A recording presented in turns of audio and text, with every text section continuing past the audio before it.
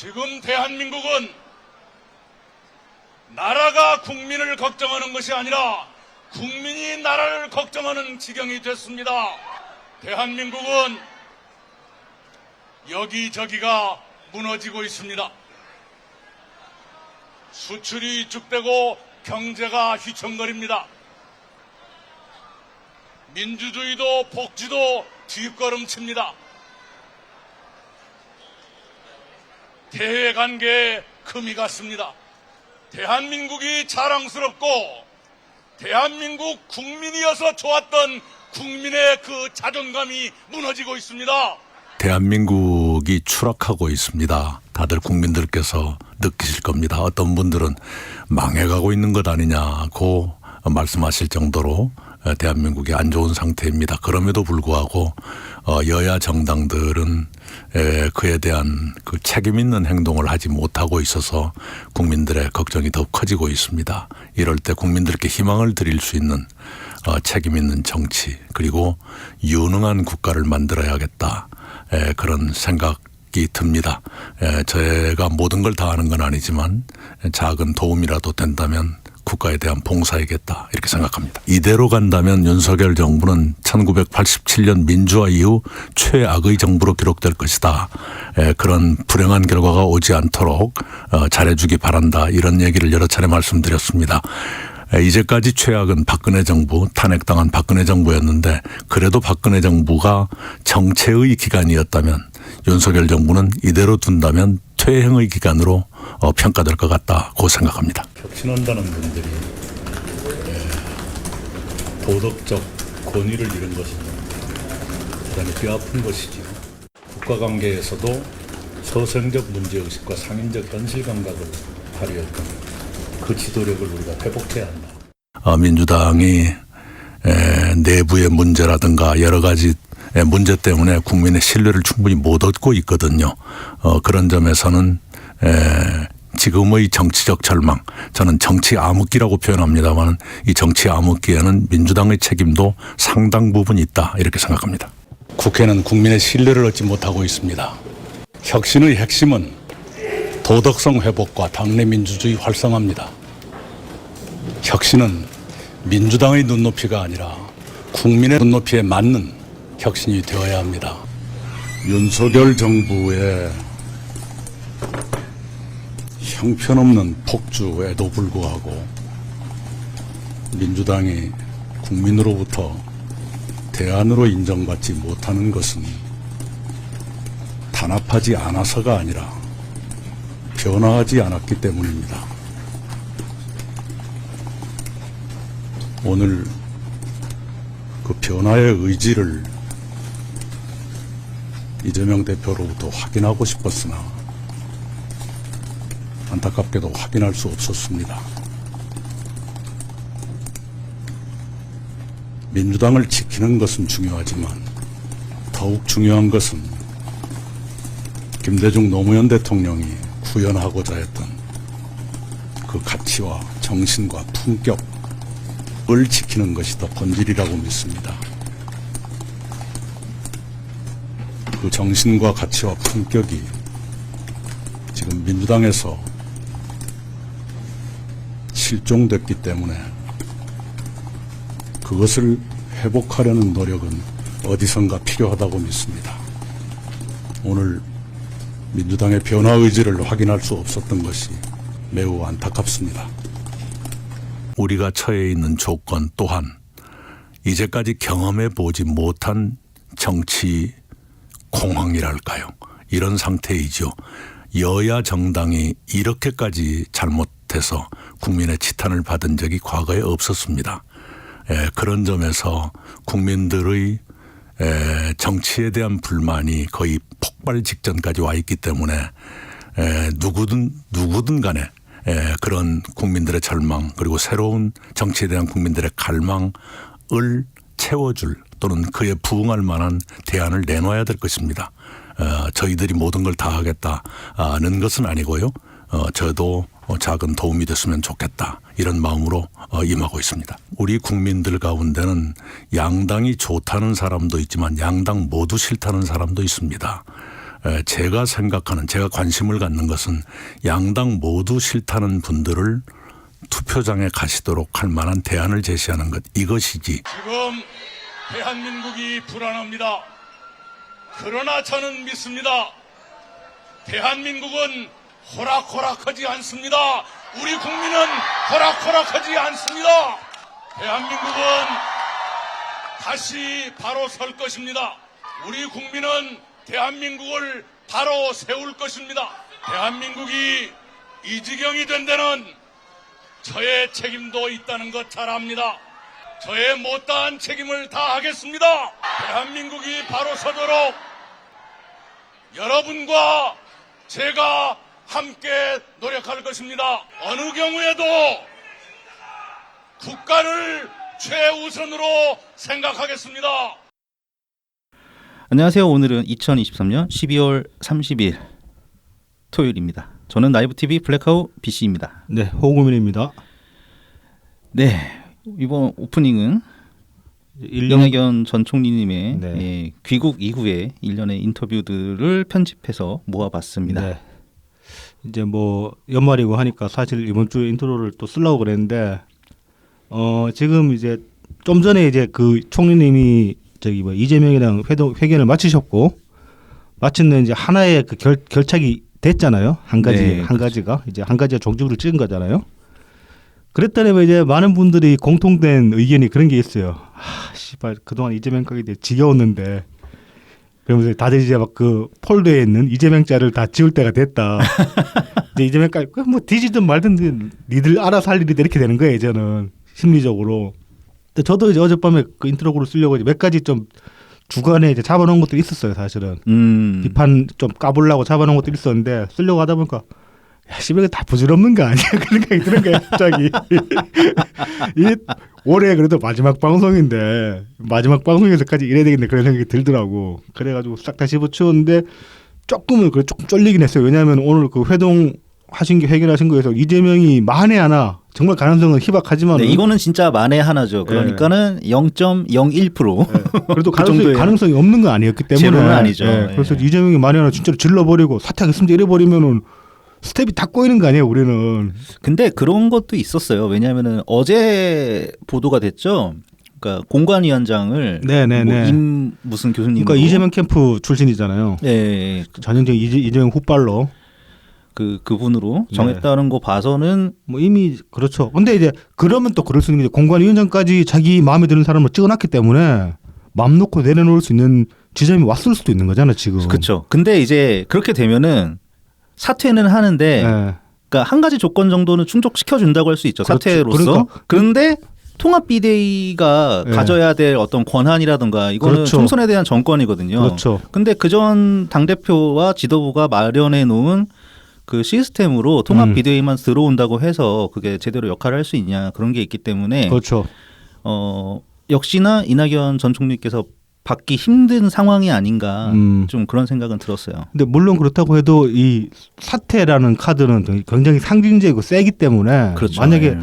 확 질러버렸으면은 총리는 상당히 좀 난처할 수도 있는 상황이었거든요. 딜이 사실. 될 수도 있었죠.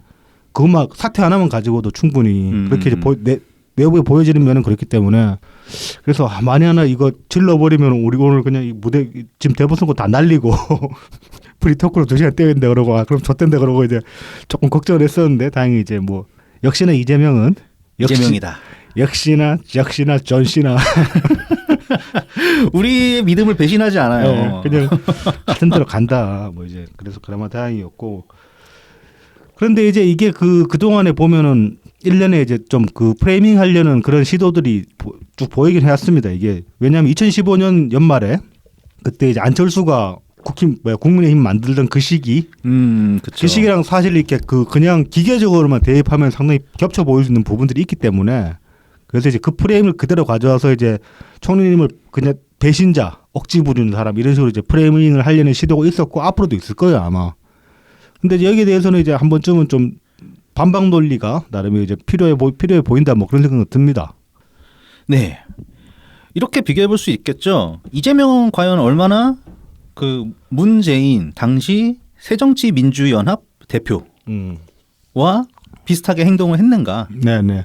그다음에 그럼 이낙연 전 총리는 과연 안철수인가? 그렇죠. 뭐 이런 식으로 비교를 해볼 수가 있겠죠. 뭐 저도 이제 그 나오기 전에 SNS에 이제 그 기사 그 헤드라인 하나 캡처 떠가지고 올려놓고 왔는데 당시에 그러니까 뭐 지금 이제 좀 더 디테일하게 들어가겠지만은 개괄적으로 보자면 당시에 그 이낙연 문재인 당대표께서는 안철수 요구안 거의 대부분을 수용을 했어요. 그러니까 혁신안은 다 수용을 하고 다만 그 직전에 당대표를 바로 사퇴할 수는 없다. 그리고 이제 공천에 관해서는 물갈이는 해야 된다. 그런 입장이었단 말이죠. 근데 안철수는 이제 그동안에 그 기존의 기득권 의원들의 기득권을 그대로 쥐면서 혁신안도 다 수용하라고 하는데 혁신안 다 받았는데도 불구하고 그럼 사실 협상이라는 게 100을 던져놓고 상대방이 한 80만 수용해도 그럼 거기서부터 딜 치고 들어가야 되는 건데 안철수는 400 다 수용 안 하면 무조건 안 된다라고만 그렇게 이제 강짜를 부린 그런 상황이었단 말이죠. 그렇죠. 그러니까 뭐 그때 당시에 이제 안철수가 열심히 밀던 게 혁신 전당대회를 해야 된다. 네, 네. 근데 그때가 이제 시점으로 보면은 이제 그 문재인 전 대통령께서 당 대표 취임하신 지 몇 개월 안 되던 때였거든요. 그 이제 몇 개월 안 됐는데 그때 그 보궐이었나? 네, 재보궐. 예, 보궐 하나 졌다고. 두 번 지졌나? 두 뭐, 번 졌나 그럴 거예요. 아무튼 그거 가지고 트집 잡아서 그런 거 아닙니까, 그냥? 네, 맞아요. 예. 그리고 뭐 그 당 이제 꾸려진 당 지도부도 이제 여러 최고위원들이 그렇죠. 뒤섞여 있다 보니까 개판이었죠. 이종걸. 아, 이종걸은 원내대표였고, 원내였고 맞다. 주승용, 네, 주승용이 주승용. 이제 최고위원. 그거에 대항한답시고 또 정청래 그 뻘소리 해가지고 당 대표 그러면서 나와가지고. 예, 그래서 이제 징계 먹고 그렇죠. 김종인한테 겨우 커팅 당하고. 그 징계를 빌미로 컷오프 되고. 하여튼 그때는 그때 당시 이제 비주류라고 이제 이름 불려지던 이제 대체로 이제 호남계 의원들 네네. 하고 좀 옛날 사람들이었죠. 네. 좀 더 그 뭐라고 해야 되나 어쨌든 열린우리당 아마 이전부터 활동하시던 사람들이 그렇죠. 열린우리당 잔당들도 있고 열린우리당 이전부터 있던 사람들도 있고. 뭐 근데 이제 가장 대표적인 역시 정동영 상징적 인물은 안철수를 제외하면은 탈당계 상징적 인물로 그러면 정동영은 꽤 빨리 탈당했죠. 그렇죠. 아마 네. 빨리 탈당해가지고 그 무슨 재보궐만 있으면은 네. 튀어나와가지고 무슨 그때 당시에 이제 정당까지는 되지 않았는데 예. 시민단체 연합이라고 해야 되나 뭐 예, 진보 연합 예, 뭐 이런 예, 게 예, 있었잖아요. 예. 그래서 대표적으로 이제 고춧가루 뿌린 게 그 관악을이었나? 그렇습니다. 그 오신환 그렇죠. 지역구 네, 있어요. 어부지를 오신환이 당선됐었죠 그때. 네네네. 그때 이제 제대로 고춧가루를 좀 뿌렸다면은 뿌렸다고 할 수 있죠. 어쨌든 그때부터 하여튼 나가 있는 사람이었죠 정동영은. 그러니까 정동영 그다음 또 박지원 뭐 이제 대표적 인물 그러면은. 박지원은 뭐 어마어마하게 괴롭혔죠. 그렇죠. 전당대회 때부터 그래가지고. 전당대회 때 카운터 파트너로 나와가지고. 그렇죠. 그때부터 해가지고. 그래서 사실 이건 이따가 얘기해도 되겠구나. 그래서 이제 그러니까 그 시절이랑 뭐 물리적으로 이렇게 그냥 단순 비교하면 비슷하게 보일 수 있는 부분이 분명히 있습니다. 네. 지금 상황이 보면은. 그래서 문재인 대통령 이제 당시 이제 당 대표 네. 문재인 대표 얘기를 해보자면 여러 가지 안철수의 요구를 들어주시기도 했었고 네. 처음에 혁신위원장을 안철수를 앉히려고 했었어요. 그렇습니다. 네. 네. 혁신위원장 그러면은 혁신위원장 맡아서 민주당을 아니지 그 당시에 새정치민주연합을 혁신을 시켜라. 네 뜻대로 해라. 그리고 그렇죠. 전권 준다. 네. 그거는 나중에 김상곤 혁신이 들어왔을 때 문재인 당시 대표께서 어떻게 하셨는지 보면은 그렇죠. 예, 딱 알 수 있죠. 정말 정권을 다 줬고 그렇죠. 하나도 건드리지 않았어요. 혁신안에 대해서. 그렇죠. 예, 그리고 다 받아들였습니다. 그리고 이제 그 당대표 내려놓고 백의정권하면서 김종인 앉히고 나서도 상황 노릇도 안 했고 당신 뜻대로 하시오라고 그냥 던져놓고 그냥 선거판에 가가지고 맨날 지원 요소만 다니셨단 말이지. 네네. 이재명은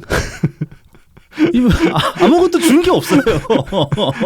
주는 것도 없고 만약에 이제 지금 이재명이 우리 일반적으로 보는 예측대로 하면 공천 다 끝내놓고 나면은 아마도 1월 말이나 2월 중순쯤 되는 그 시기 안에는 사퇴를 하긴 할 것이다. 그렇죠. 그리고 이제 비상선대위를 꾸려가지고 선대위원장들을 앉혀놓고 이 사람들한테 이제 선거를 맡길 것이다. 그렇게 이제 많이 관측을 하고 있단 말이죠. 네, 근데 네. 과연 그렇게 됐을 때 2015년 문재인 당대표처럼 그때 이제 김종인한테 정권 주고 그냥 알아서 하시고 정권 주고 나서 이제 김종인이 막 이해찬 자르고 막 정성래 자르고 그랬는데 거기 관해서 일체 말씀은 안 하시잖아요. 상당히 우리는 그 당시만 해도 이 세뇌된 상태였기 때문에 이해찬 자른 거 부당하고 정청래 자른 거 부당하다고 생각했지만은 아니 정작 문재인 당대표는 거기 관해서 일체 뭐 아예 언급도 안 하셨으니까 그런 식으로 완전 정권을 던져놓고 자기는 그냥 말 그대로 헌신해가지고 그냥 이제 막 그렇게 이제 그냥 말 그대로 노가다 때려 다니신 거죠. 몸빵하면서. 그때 당시에 또 문재인 대통령께서 하신 말씀도 있죠. 네. 총선 패배하면 문재인의 대선 행보도 거기서 다 그렇죠. 정치 인생도 거기서 그렇죠. 끝나는 거다. 정치 생명 끝이다라고 예. 그렇게 걸고 하셨단 말이죠. 그래서 정말 만약에 그때 당시에 이제 더불어민주당이 일당이 못 됐으면은 네. 정말 위험했습니다. 적으셨을 거예요. 예. 그리고 사실 그때 정말 위태했던 게 국힘이 아니지 그 당시 국당이지 국당 국민의 당이지.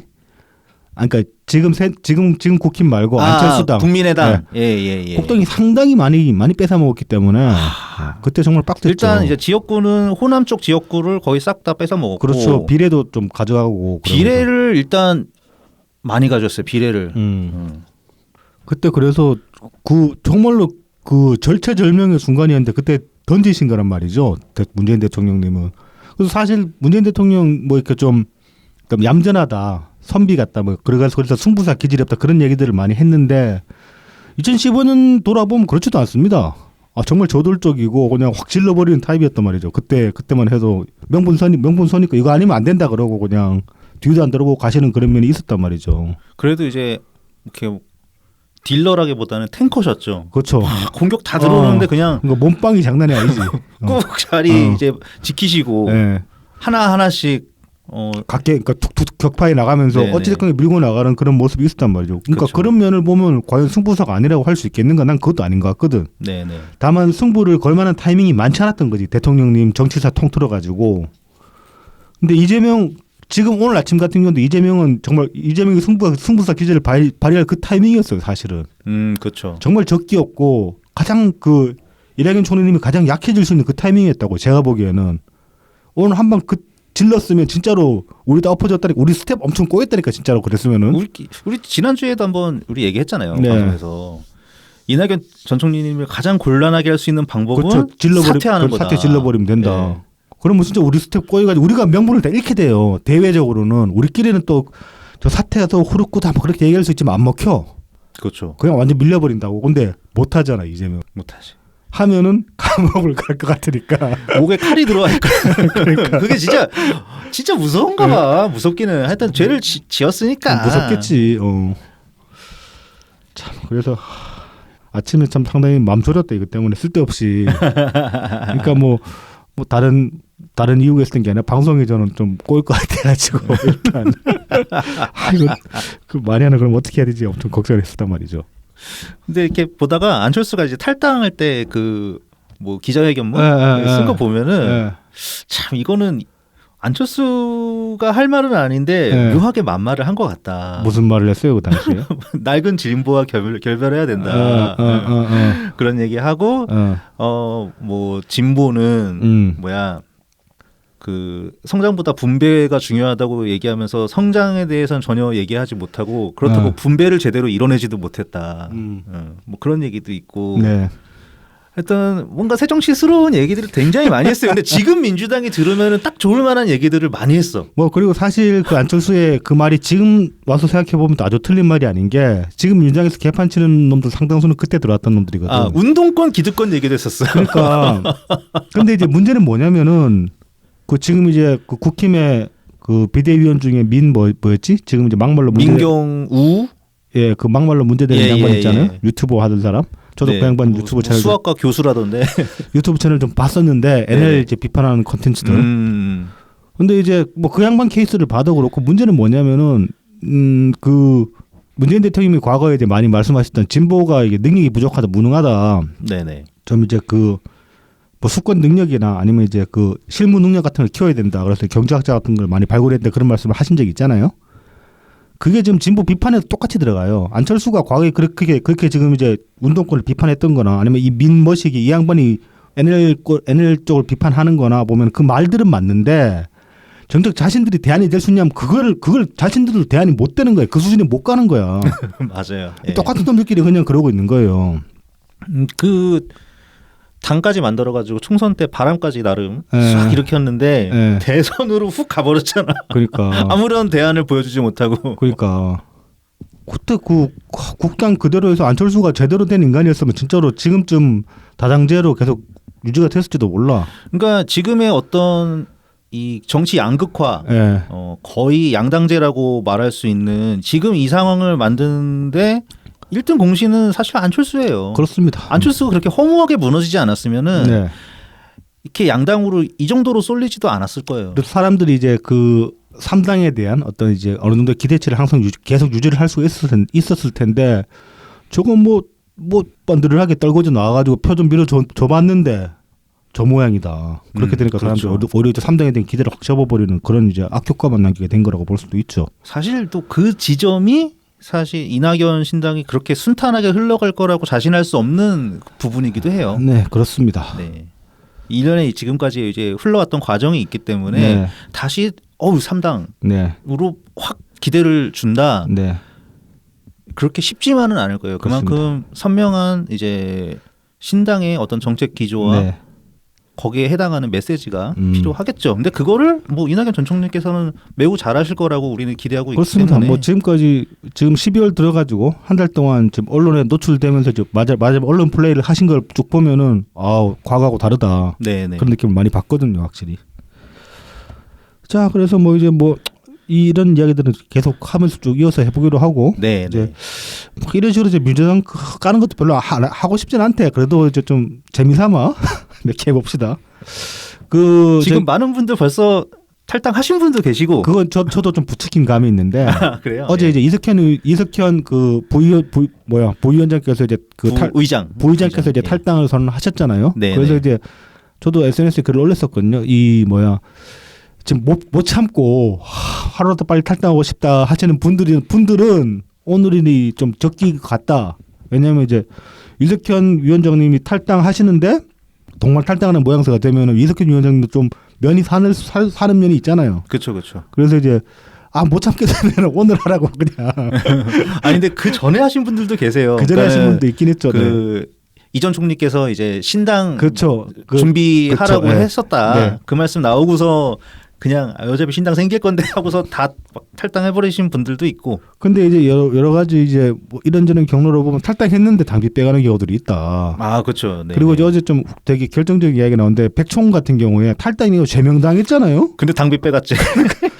야, 이 새끼들 진짜 이거는 좀 말이 안 되는 거 아닙니까? 탈당 그러니까 뭐 행정 절차가 좀 뭐 그렇게 좀 잘 안 굴러가가지고 그렇다 칩시다. 근데 제명은 다르잖아. 그러니까. 이거는 진짜 이 새끼들 백총 고소해야 되는 거 아니야, 당? 뭐라고 해야 될까? 손해배상? 저 행정소송 걸고 저 배임으로 고발하고 그래야 될 것 같은데요? 그 정도면은. 액수가 근데 너무 작아서. 그래도 저 탈당을 해도 당비를 빼간다고 하니까 이제 앞으로 또 1월달 되면 저도 이제 곧 탈당을 하게 되겠지만은 근데 저는 물론 그 전에 이미 그 당비는 끌어놨기 때문에 상관없는데. 그래서 많은 분들이 지금 일단은 당비부터 네. 그게 이제 당원 정보라는 메뉴로 들어가면은 네. 그게 이제 당비 납부라고 있는데 네. 거기서 이제 약정이면은 당비가 나가는 거고 네. 미약정 상태로 돌리면은 당비가 안 빠져나가고 그런 네. 거거든요. 네. 그래서 미약정 상태로 많이들 지금 바꾸시고 계신 것 같더라고요. 그러니까 당비 괜히 쓸데없이 뜯기지 마시고 네네. 미리미리 요거 탈당은 안 하시더라도 당장에 미리미리 한 번씩 체크를 해보시면 좋을 것 같습니다. 자, 그리고 이제 29일날 연합뉴스에서 이런 기사가 나왔었는데 이 국민권익위에서 이제 3년간 지금 이제 국회 임기 이제 3년 차잖아요, 말하자면 연차로 치면은. 그래서 이제 지난 3년간의 그 국회의원들이 거래한 코인을 이제 전수조사를 했다고 해요, 권익위 차원에서. 네네. 그래서 이제 조사를 해보니까 대략 그래서 이제 그 조사 기간은 2020년 5월 30일 이때가 이제 21대 국회 임기 시작일이라고 합니다. 5월 30일부터 올해 5월 31일까지 해서 이제 3년치를 조사를 했는데 지금 이제 현재 그 코인을 보유하고 있는 의원이 지금 17명이고 이게 2020년 5월달에 8명이었으니까 지금 뭐 이제 임기 중에 9명이 늘어난 거죠. 네네네. 그리고 이제 전체 국회의원은 298명 중에 가산자산 보유 내역이 있는 의원은 18명입니다. 근데 이 중에 이제 한 명은 손을 완전히 털었다는 소리지. 아, 네네네. 그래서 이제 이 전체 그 매수 누적 금액이 625억 원이고 이게 뭐 어느 기사는 막 1,200억 얘기도 나오던데. 근데 1,200 저도 이제 이건 누적 금액이구나. 매수. 네. 거래액이 맞또 1,200억이구나. 그러니까 합산해 가지고 그렇다는 음. 얘기죠. 그리고 이제 전체 매도 누적 금액이 1,631억 원 정도 되는 거. 그러니까 이제 국회의원 전체 코인에서 재미 본 액수는 한 6억 원 정도가 되는 거예요. 네, 대략. 네. 근데 이제 이 중에서 이 매수 누적 금액이 가장 많은 의원이 뭐 다들 아시는 바대로 김남국입니다. 김남국이 매수 누적 금액이 555억 원이고 매도 누적 금액이 563억 원이었어요. 그래서 8억 가량의 순이익을 봤다는 얘기입니다. 야, 그러면 누구 한 명 꼬랐네. 그렇죠. 나머지 의원 상당수는 꼬랐다는 얘기가 되는 거예요. 역시 투자의 신이 귀재죠. 코인 유튜버. 예, 예. 그거 막 되게 어려운 거 막. 그쵸, 네. 그러니까 주식으로 치면은 상장되기도 전에 주식을 갖다가 그렇죠, 네. 막 그 사들이고 그러잖아요. 투자의 신이라니까 이 정도면은. 장난 아니라니까. 3년 동안 남국이 국회의원 연봉도 1억도 넘는데 돈 얼마나 번 거야 대체. 근데 뭐 수익률은 그렇게 좋지는 않더라고요. 아유 그래서 1.4%인데 그래도 8억인데 현금으로 치면은. 원래 그러니까는 자식이 현금이 좀 많았나 봐. 어. 남궁이가. 자 그래서 저는 이제 이 기사를 보고 문득 들었는데 문득 든 생각이 몇 주 전에 이제 김남국이 자기 SNS에 이제 그런 글을 올렸잖아요. 새벽에 이제 좀 편의점에 그 김밥 하나 샀더니만 편의점 그 여자 점원이 팬이에요 그랬다고. 네, 팬이에요. 그래서 우리 당시에 구라다 이거 자작극이다 막 그러고 그랬었는데 사실일 수도 있다는 생각이 들기 시작했습니다. 돈 냄새가 나는 거야. 김남국을 실제 만나면. 이 정도면은 적어도 이 동네에서는 돈 좀 만지는 부자로 꼽히지 않겠습니까? 아, 지금 딱 털고 나와도 어쨌든 최소 웬만하면 500억은 있다는 거 아니잖아. 그렇지. 500억 정도 있다는 거잖아요. 아니지. 총 거래량이 그러니까 지금 남아 있는 보유량이 얼마일지 모르지. 아니 근데 매도 누적 금액이잖아요. 예. 그러니까 다 팔아치우면은 되는 거지. 그렇게 되는 건가? 그렇구나. 현금화 시키는 거지. 장난 아니네. 장난 아니에요. 동네 최고 부자인데 이 정도면은. 아유 씹어 먹죠. 그러니까 이 동네 소문 좀 나지 않았을까? 저 어디야 그 롯데타워. 네. 거기가 집이 스타지엘인가 뭔가. 네. 거기 입주도 가능할 걸요? 김남국. 그러니까 한동훈 싸다고 막 싸다고 왕복으로 날리고 막 이 새끼 네가 돈이 네가 돈이 많아봐요. 얼마나 많아. 그래서 그럴 수 있겠는데 아무튼 그러니까 이 동네 편의점 이 여자 직원도 동네 부자 왔다 이러고 알아보고 팬이라고 할 수도 있지 않았을까 그런 생각이 들기 시작했습니다. 그러니까 돈 냄새가 이렇게 나나봐. 예. 김남국이. 사진에서 느껴지지 않은 이거 진짜 냄새가 딱 실제로 만나면은. 근데 엊그저께 눈 왔다고 새벽에 또 막 눈 맞은 사진 올리고 그랬는데 일로 병신 같은데 저 냄새 안 나던데 내가 그런 냄새를 못 맡나 봐.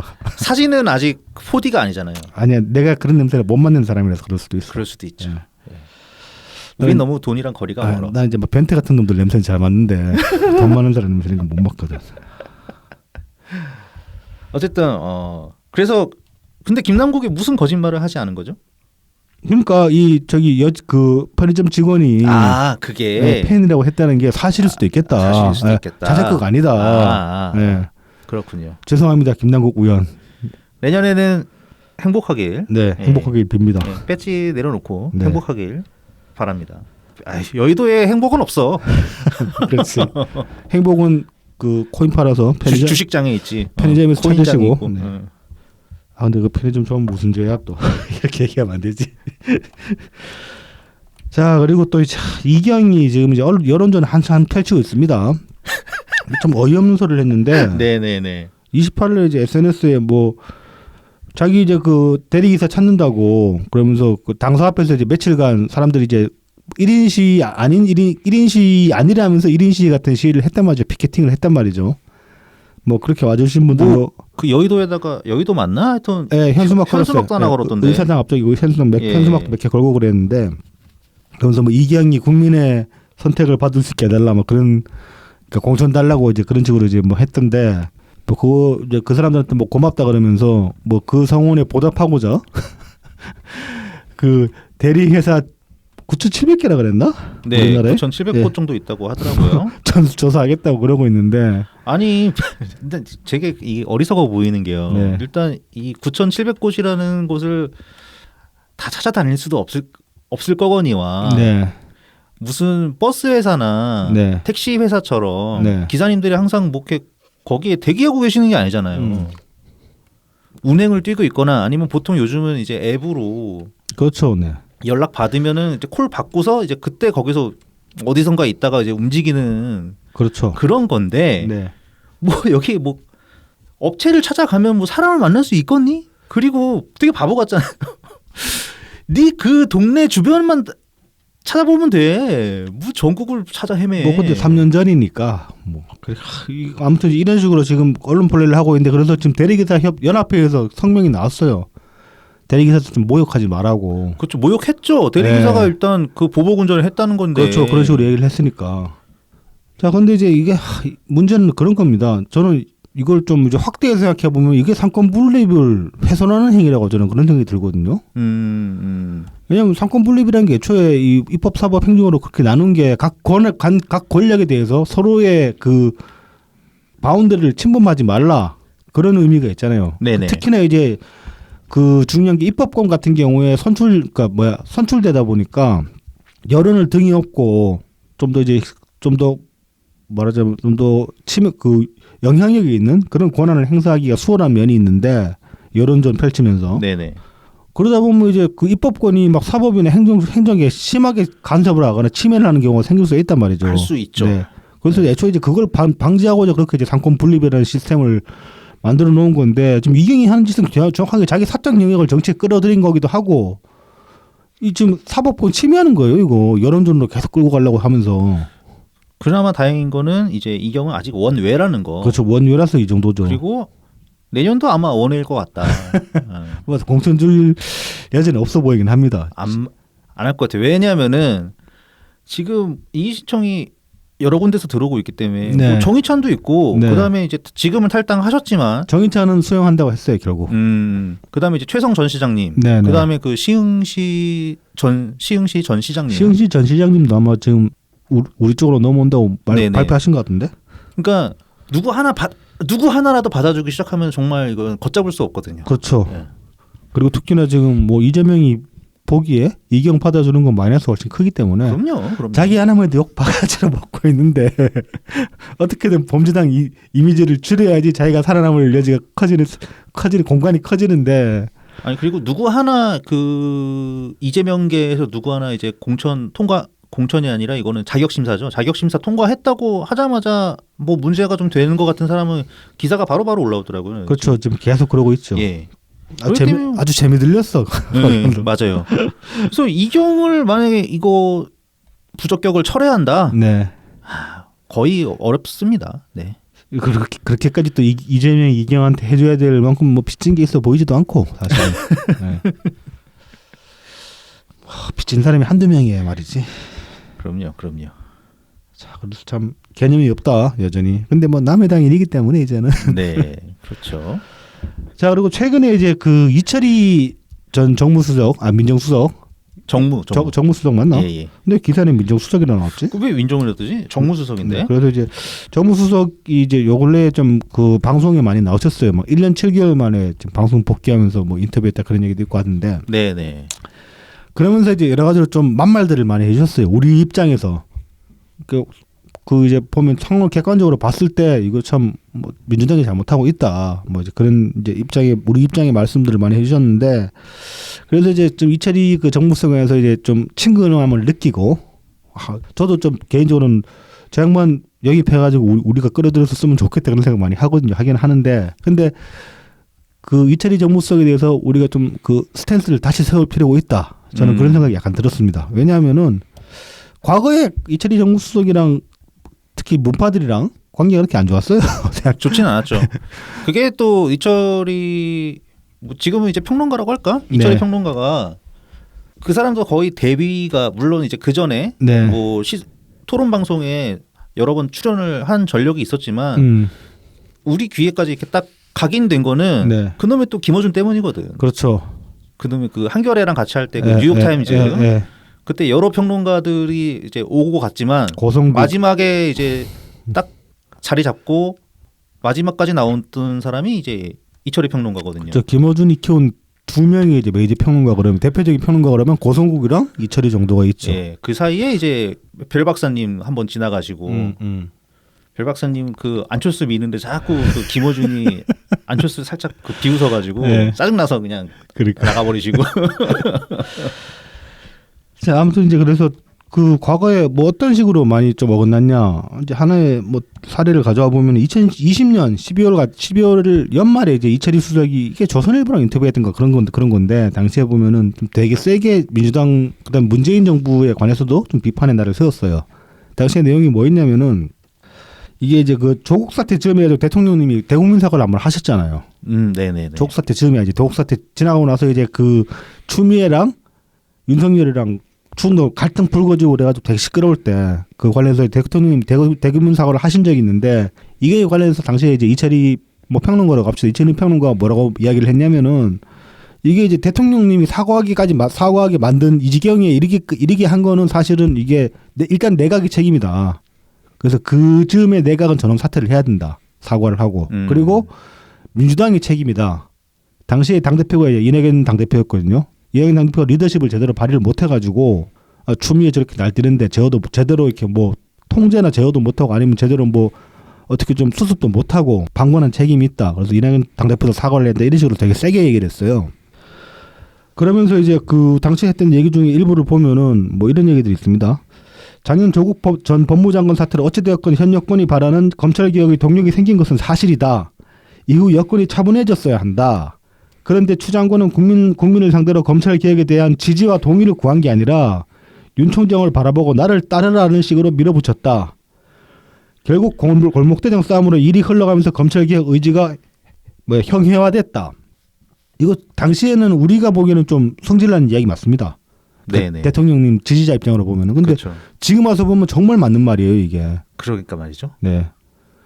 그러면은 이제 근데 지금 이철희 수석이 방송에 나와서 이렇게 저렇게 좀 만말을 해주시니까 다시 이제 좀 친감을 느끼게 되는데 이걸 이 기회에 이철희 수석에 대한 스탠스를 어떻게 가지면 좋겠냐면은 장관이 언젠가는 또 쓴소리를 할 거란 말이에요, 틀림없이. 하죠. 그런 날이 올 거라고요. 근데 네네. 그때도 그렇게 됐을 때 다시 옛날처럼 개소리네 그러고 성질을 낼 게 아니라 그때는 좀 귀담아 들어볼 필요가 있지는 않겠나.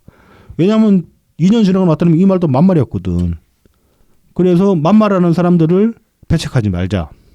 뭐 이철희 수석만 그런 게 아니라 저기 누구야? 그 지금 신당 창당하려는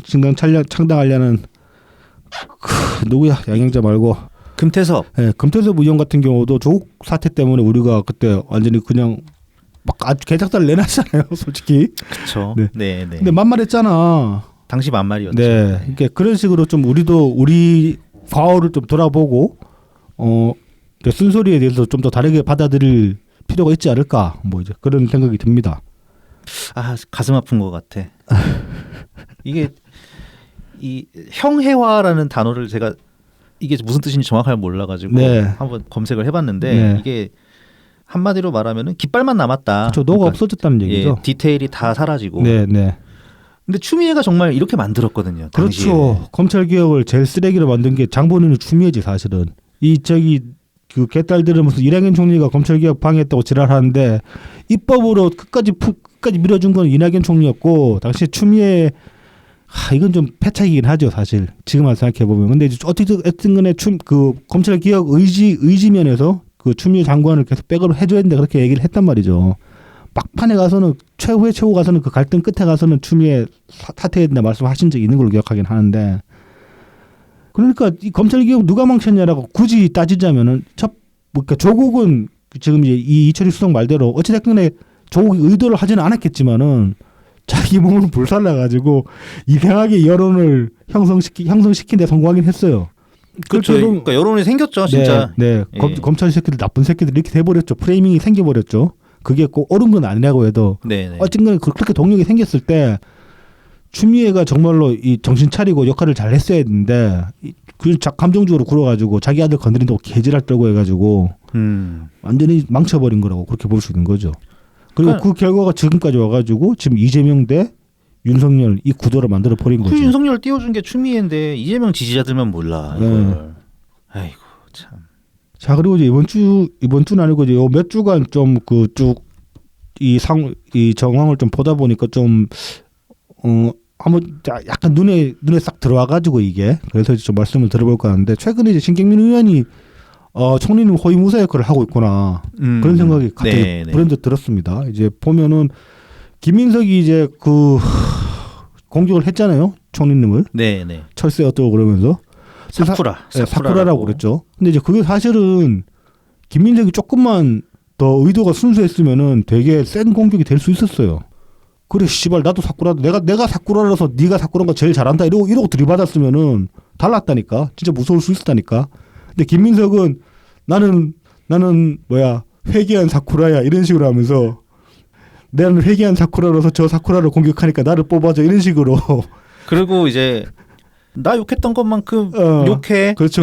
이렇게 그런 식으로 찌질하게 나가는 바람에 그게 타격력이 없었던 건데 그럼에도 불구하고 김민석이 계속 진흙탕을 어떻게든 끌고 들어가려고 애를 썼어요. 총리님 계속 붙잡고 바지가랑이 붙잡고 근데 총리는 물론 이제 무시를 하시긴 했는데 근데 계속 그렇게 붙잡고 질질 끌고 가면은 아무리 무시를 해도 끌려 들어가게 돼 있거든요.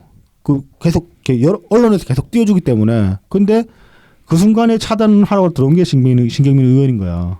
신경민 의원이 정말 깔끔하게 정리하셨죠. 네. 몇 번의 포인트를 찍어가지고 근데 이제 그 중에서 제일 셌던 게 YTN 나와가지고 그 사실 YTN에서 하셨던 말씀 중에 마지막에 하신 말씀 그 뭐 이런 찌라시가 돌더라.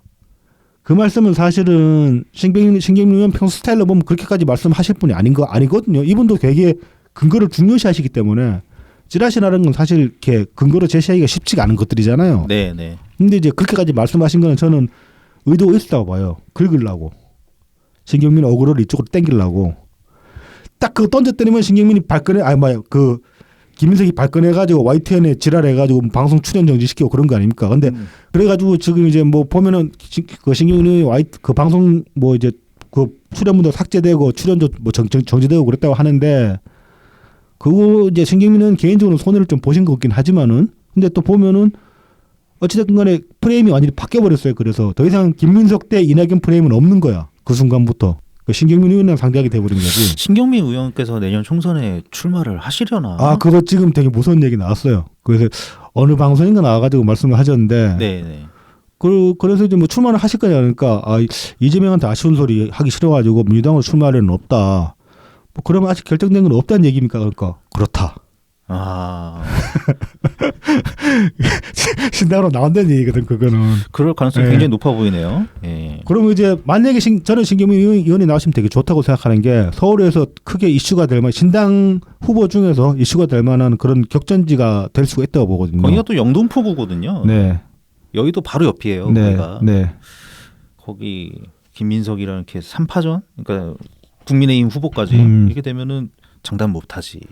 그러니까 이제 거기 만약에 신경민 의원 출마하시면은 거기 가가지고 막 그 바람잡이도 하고 해야 될 것 같아요. 그런 생각이 들기 시작해서 좀 이렇게 중요한 이슈가 될 수 있는 곳이고 거기서 머리를 그러니까 새를 형성해가지고 머리를 알만한 그런 포인트가 될 것 같다는 생각이 들었거든. 네네. 자, 어쨌든 그 김민석 작전은 실패했다. 그리고 그거 이제 완벽하게 신경민 의원이 인터셉트를 해가지고 이낙연 총리님한테 똥물 한 방 안 튀게. 싹 걷어버린 거죠. 대립구도는 딱 김민석, 신경민으로 대립구도가 바뀌었다. 그러니까 완벽한 호위무사 역할을 하신 거죠. 이번 이 케이스를 보면은.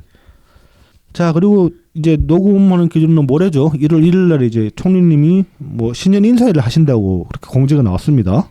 이게 이제 민동에서 공지가 나왔는데 24년 행주산성 신년 인사회 해가지고 그 1월 1일 오전 9시 30분에 행주산성으로 집계를 해가지고 대천문 여기가 행주 대천문. 대천문에서 문에서 이제 모여서 그 행주 산성 B까지 올라갔다 온다고 행주 하죠. 대첩비 참배를 하고 이제 내려와가지고 그 뒤에 이제 근처에 있는 뭐 가나안 국수집. 네네. 거기가 잔치국수가 그렇게 유명하다네요. 그렇다고 합니다. 맛집이라고 합니다. 그래서 이제 뭐 잔치국수 한 그릇씩 먹고 헤어집시다.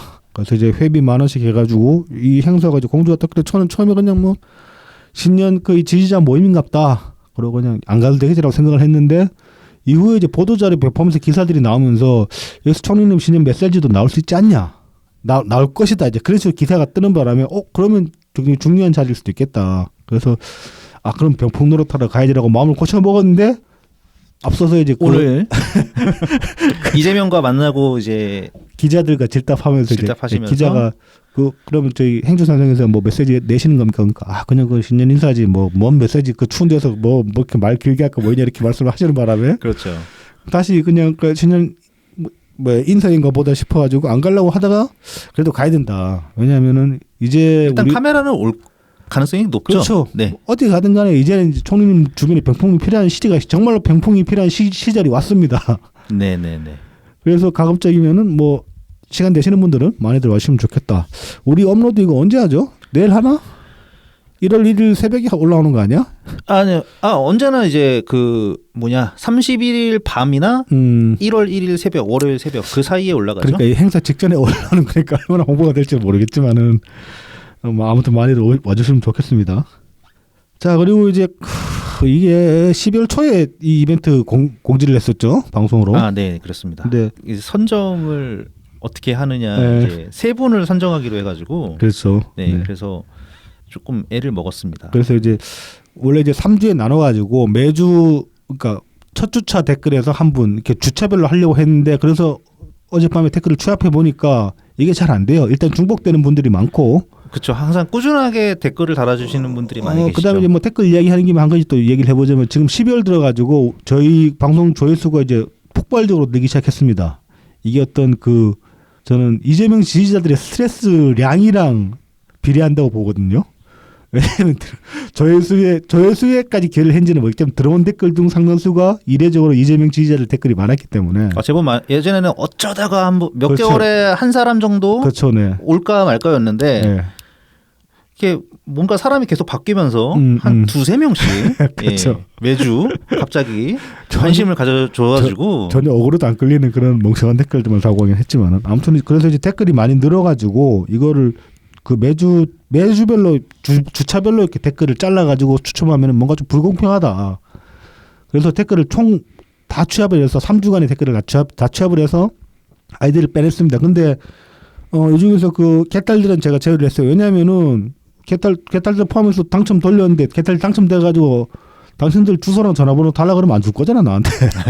그렇죠. 네. 그리고 이 책이 당신한테 가가지고 그냥 허무하게 사라지는 건 원치 않기 때문에. 그리고 또 혹시나 또 책에 무슨 위해를 가할 수도 있기 그렇죠. 때문에 이 사람들이. 네. 그래서 이제 개딸들은 빼고 나타니 3주간 댓글을 쓰신 분이 총 이제 54분입니다. 실제 댓글 수는 훨씬 많은데 매주 달아주신 분들이 많기 때문에 그래서 요 54분을 가지고 추첨을 돌려서 3분을 선정을 했어요. 당첨자는 SGK님, 네네. 그다음에 게으른 뚜껑님, 그다음에 김보현님 3분입니다. 네, 3분. 이 3분은 메일 주소 누구 거 내 거 올려야 되나?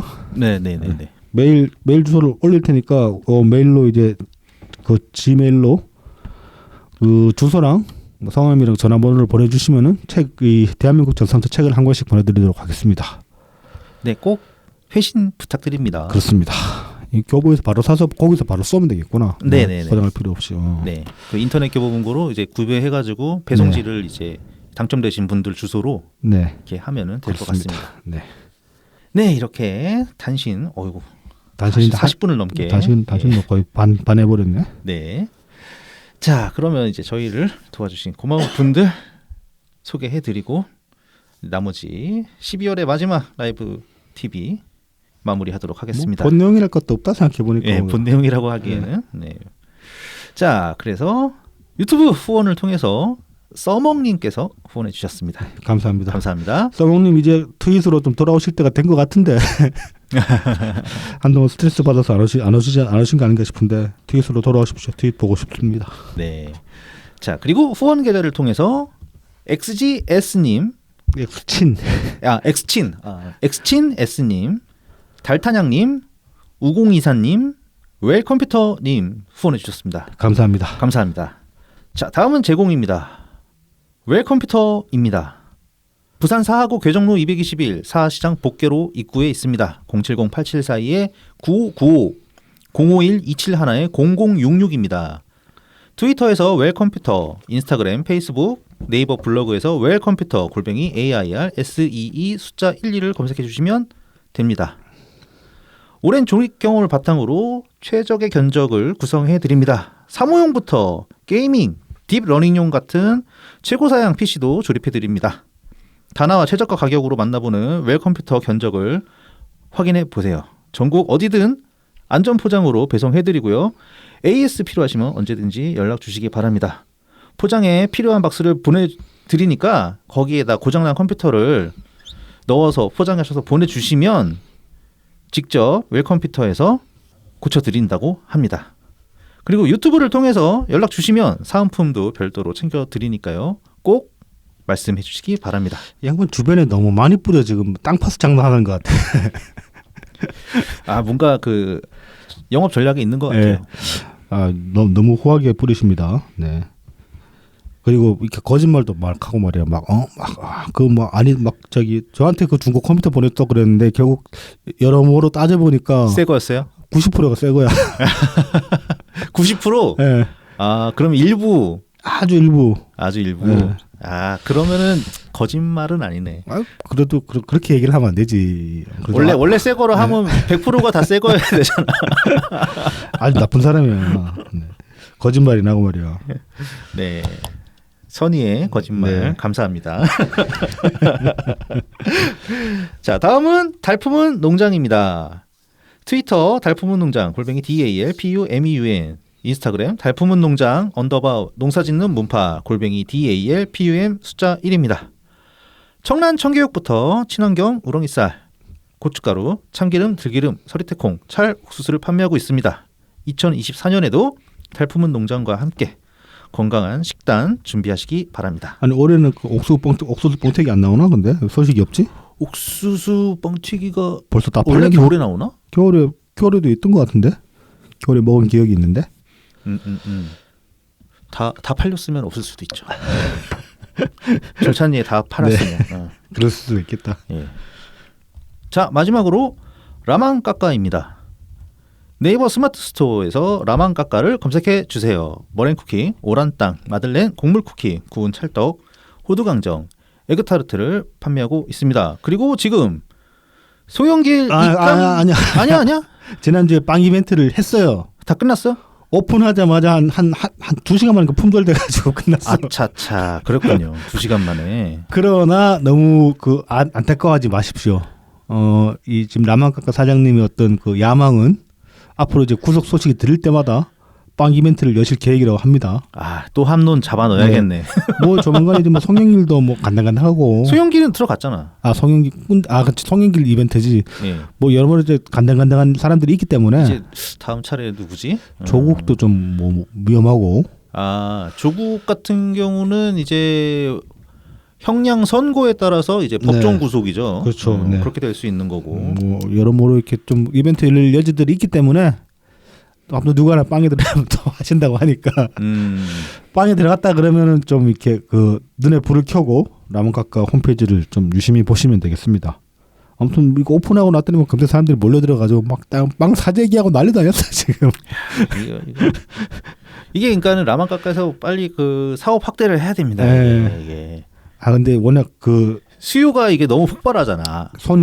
손재주가 좋으신 분이다 보니까 이 눈에 차는 직원을 구하기가 쉽지는 않을 거다 그런 생각이 들긴 합니다. 이게 뭐 기계를 사든 어떻게 하든 사람을 키우든 해야 됩니다. 이게 그래야지 영업이익이 늘어나는 거예요. 네, 뭐 알아서 잘 하시겠지. 아 그럼요. 알아서 잘 하시겠죠.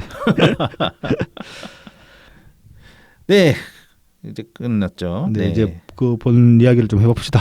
네네. 이번 주에 이제 요 기사도 이제 좀 뭐 약간 묻혀버린 감이 있는데. 23일 날 연합뉴스에서 나온 기사 중에 이런 기사가 있습니다. 방심이 유튜브 방관에 가짜뉴스 유튜버 첫 제재 착수라는 내용 기사인데 이게 구체적으로 뭐 유튜버가 누군지는 지금 기사에 나와 있지 않습니다. 근데 이제 기사 내용을 유추해 보면은 딱히 막 이쪽 진영이 이제 친민주당 진영의 그런 유튜버가 아닐 수도 있겠다는 생각이 드는데 여기서 이제 이거는 그냥 완전 그 뭐라 그럴까? 낚시성 기사. 찌라시 가지고 많이들 하는 뭐 연애 가십 뭐 이런 거 던지는 그런 채널 아닐까 싶네요. 그러니까 뭐 이제 이 기사에 소개된 요 유튜브 내용을 보면은 뭐 윤석열 대통령이 연설도중 막걸리 병이 맞아 분노했다. 아 이런 게 돌았었어? 네, 그리고 뭐 또 이제 이재용 삼성전자 회장과 가수 홍진영이 결혼한다. 미쳤네. 미쳤네. 뭐 연하고도 뭐 어떤 연예인이 뭐 죽었다, 뭐 이혼했다, 막 그런 이제 내용들이 많은데 이게 제가 알기로는 그런 게 많아요. 이 지금 계정주들이 보면 위치가 해외 동남아 주로 동남아에 많이 이제 위치를 하면서 이런 채널 들어가서 들어보면은 사람 말하는 나레이터가 사람이 아니거든요. 그렇죠. 기계로 하던가 보이스웨어로 돌리고 예. 그다음에 그 뭐 딥러닝으로 구현한 그 가짜 아나운서 그런 사람 세워가지고 그렇게 이제 그렇게 그 사람이 말하는 것처럼 그렇게 해서 이제 방송을 말하자면 이게 아마 그게 툴이 있을 거예요. 그래서 이 자막만 쳐놓으면 알아서 영상 하나를 뽑아주는 거예요. 그런 식으로 그런 식의 이제 툴을 가지고 그런 채널을 수십 개씩 돌리고 그러거든요. 요새 그러니까는 정상적인 채널도 그런 식으로 영상을 생성하는 그런 데도 있죠. 네. 그런 채널들이 제법 생겼어요. 네. 예. 그래서 좀 오해받기도 쉽고 그런 이제 경우가 있는데 아마도 이제 그런 업체인 것 같아요. 제가 보기에는. 그래서 이제 근데 이제 이게 좀 방심위가 지금 방심위 스탠스로 보면은 이제 윤석열 대통령 막걸리 맞았다 이런 소리를 하니까 지금 제재에 들어간 거 아닌가 싶긴 한데. 아니 윤석열 대통령도 대통령이지만 네. 이재용 회장도 무시할 수 있을 만한 사람이 아니잖아요. 홍준영 씨는 또 무슨 죄야? 그러니까 홍준영도 이분도 산투수전 다 겪어가지고. 요즘 이재용 회장 같은 경우는 좀 이게 삼성 미전실에서 지금 이런 식의 마케팅을 하는 건지 모르겠는데 좀 이미지 메이킹을 하는 그런 SNS 글들이나 뭐 주로 인스타발로 그런 것들이 종종 나와요. 뭐 이를테면은 이재용이 여행을 가는데 수행은 없이 혼자 배낭 메고 SRT 타고 여행 가더라. 그래서 정말 SRT 역에서 이재용이 배낭 메고 혼자 이렇게 그 기차 타러 가는 뒷모습 찍힌 사진 이런 게 올라오고 그런 것들이 있거든요. 그러면서 되게 좀 여러모로 좀 친숙한 이미지. 네네네. 그다음에 뭐 돈 되게 짠돌이다 막 그런 이미지도 많이 만들고 그래요. 보면은 뭐 중국 당근마켓에 이재용이 물건 판다고 올라왔다고 뭐 그런 것도 있고 그렇거든. 아 이재용 회장 정도면 짠돌이 되면 안 되지. 그러면서 이제 그런 것들을 이제 그런 밈화 시키더라고. 예. 야 그 돈 아끼고 싶으면은 이걸 봐라 그래가지고 이재용이 중고로 삼성폰 판다 막 그러면서 중고로 삼성폰 판다. 뭐 이제 그런 식의 이제 밈화 시키는 것도 있고 한데 이게 그래서 좀 이거 의도적인 이미지 뭐 메이킹 아닌가 그런 생각도 들고 하긴 하던데 아무튼 뭐. 이런 식의 이제 가짜 뉴스들이 도니까 방통위에서 뭐 이제 지금 제재를 취하려고 했는데 유튜브 측에서 1차적으로 이제 제재 요청을 했는데 유튜브 측에서는 별다른 문제를 찾지 못했다 그러고 반려를 시켰다고 해요. 그래서 이제 방통위에서 좀 더 이제 수위를 올려가지고 2차적으로 다시 이제 그 제재 요청을 할 계획이고 뭐 관련 법규를 마련해야 된다. 그래서 이제 기사는 이렇게 꾸며짐을 하고 있는데 기사에서는 유튜버의 방점을 찍고 유튜버에 맞는 어떤 핀셋 그 뭐 제재 조항 같은 게 필요하다 이렇게 얘기를 하고 있는데 저는 이거는 좀 다르게 봐야 된다고 생각합니다. 저도 이제 과거에는 유튜버 정치 같은 얘기를 하면서 유튜버 자체를 어떤 그 악마화시킨 듯한 그런 식의 프레이밍을 저도 이제 좀 그런 식의 빠졌다고 해야 되나? 그런 식의 프레이밍을 저도 이제 구사하려고 했던 면이 있는데 생각을 해보면 사실 유튜버가 문제인 건 아닐 수도 있어요. 거기서 나온 내용이 문제인 거잖아. 구체적으로 보면 가짜 뉴스. 네네. 그다음에 뭐 혐오성 발언들 이런 것들이 문제가 되는 거잖아요. 그러면은 정말 잡아야 될 건 유튜버가 아니라 그런 가짜 뉴스랑 혐오성 발언들이잖아요. 김어준이 방송 나서 무슨 말해도 상관없어. 근데 구라치지 말고 대단한 소리를 하지 말라고 해야지. 김어준 너는 방송 나오지 말아라고 말할 수는 없는 거잖아, 사실은. 그래서 보면은 뭐 이제 허위사실 유포죄나 그다음에 허위사실 유포에 의한 명예훼손 같은 거에 대한 처벌 조항을 강화를 한다든지 아니면 이제 윤영철 의원이 연초에 발의를 했던 헤이트 스피치 금지법 같은 거 네네. 이런 것들을 확실하게 뭐 법안을 통과시키고 보완을 해가지고 제재의 어떤 근거로서 마련을 해야 될 필요가 있지 않을까 저는 그렇게 생각합니다. 그래서 유튜버를 단순히 문제화 삼는 거는 좀 얕은 시각이다. 저는 그렇게 지적을 하고 싶습니다. 이 기사에 대해서는. 뭐 이제 그 최근에 보면 유튜브에서 이제 총리님 관련해 가지고 좀 더러운 짓거리들 다시 이제 빡세게들 하고 있어요. 이번 주 초에 보면은 뭐 새날은 이런 식의 이제 방송 타이틀로 기사를 내보냈는데 이낙연의 몰량심 이재명을 대장동 사지에 넣고 이제는 사퇴하라. 이게 방송 타이틀이야. 웃기지도 않아 진짜. 뭐 이제 남평우 실장이 이제 이거 관련해 가지고 이제 이 프레이밍을 차단을 하려고 지금 이제 이 프레임에선 남평우 실장이 지금 이제 전면으로 나선 상태이긴 하죠. 네. 그리고 이제 실제로 남평우 실장이 나서면서 메이저 언론에서는 상당수 좀 그 프레임이 남평우 실장 쪽으로 이제 타겟팅이 옮겨지긴 했어요. 그리고 남평우 실장이 실제로 이제 이낙연 총리랑 자신을 차단을 했고 당시에 직접적으로 그 이야기한 바가 없다고. 근데 사실 이거는 이 주장 자체가 말이 안 되는 거 아닙니까? 그럼 뭐 그런 사실을 알고 그냥 입 닫고 있어야 되는 거야. 그리고 애초에 남평원 실장이 최초 제보자가 아니죠, 사실은. 최초 제보자는 대장동 주민들이고, 그렇죠, 근데 그 그렇죠. 제보들이 계속 안 먹히니까 안 먹히고 돌다 여기까지 흘러 들어온 거잖아. 그래서 그 보도에 성공한 최초 제보자가 되는 거지. 최초 제보자도 아니죠, 사실은. 그렇죠. 그리고 그래서 이제 그 남평원 실장도 그러니까 그 제보자라는 말은 사실 언론을 통해서 만들어진 거고 그래서 이제 남평원 실장께서도 얘기를 할 때 언론에 최초 제보한 사람이 그러니까 이 언론에서 찾는 네. 그 이낙연 캠프 안에 인사가 나다. 그렇죠. 그것도 좀 더 구체적으로 말하자면은 박종명 기자한테 전해준 사람이 나다. 그렇죠. 이 얘기거든요. 네. 예.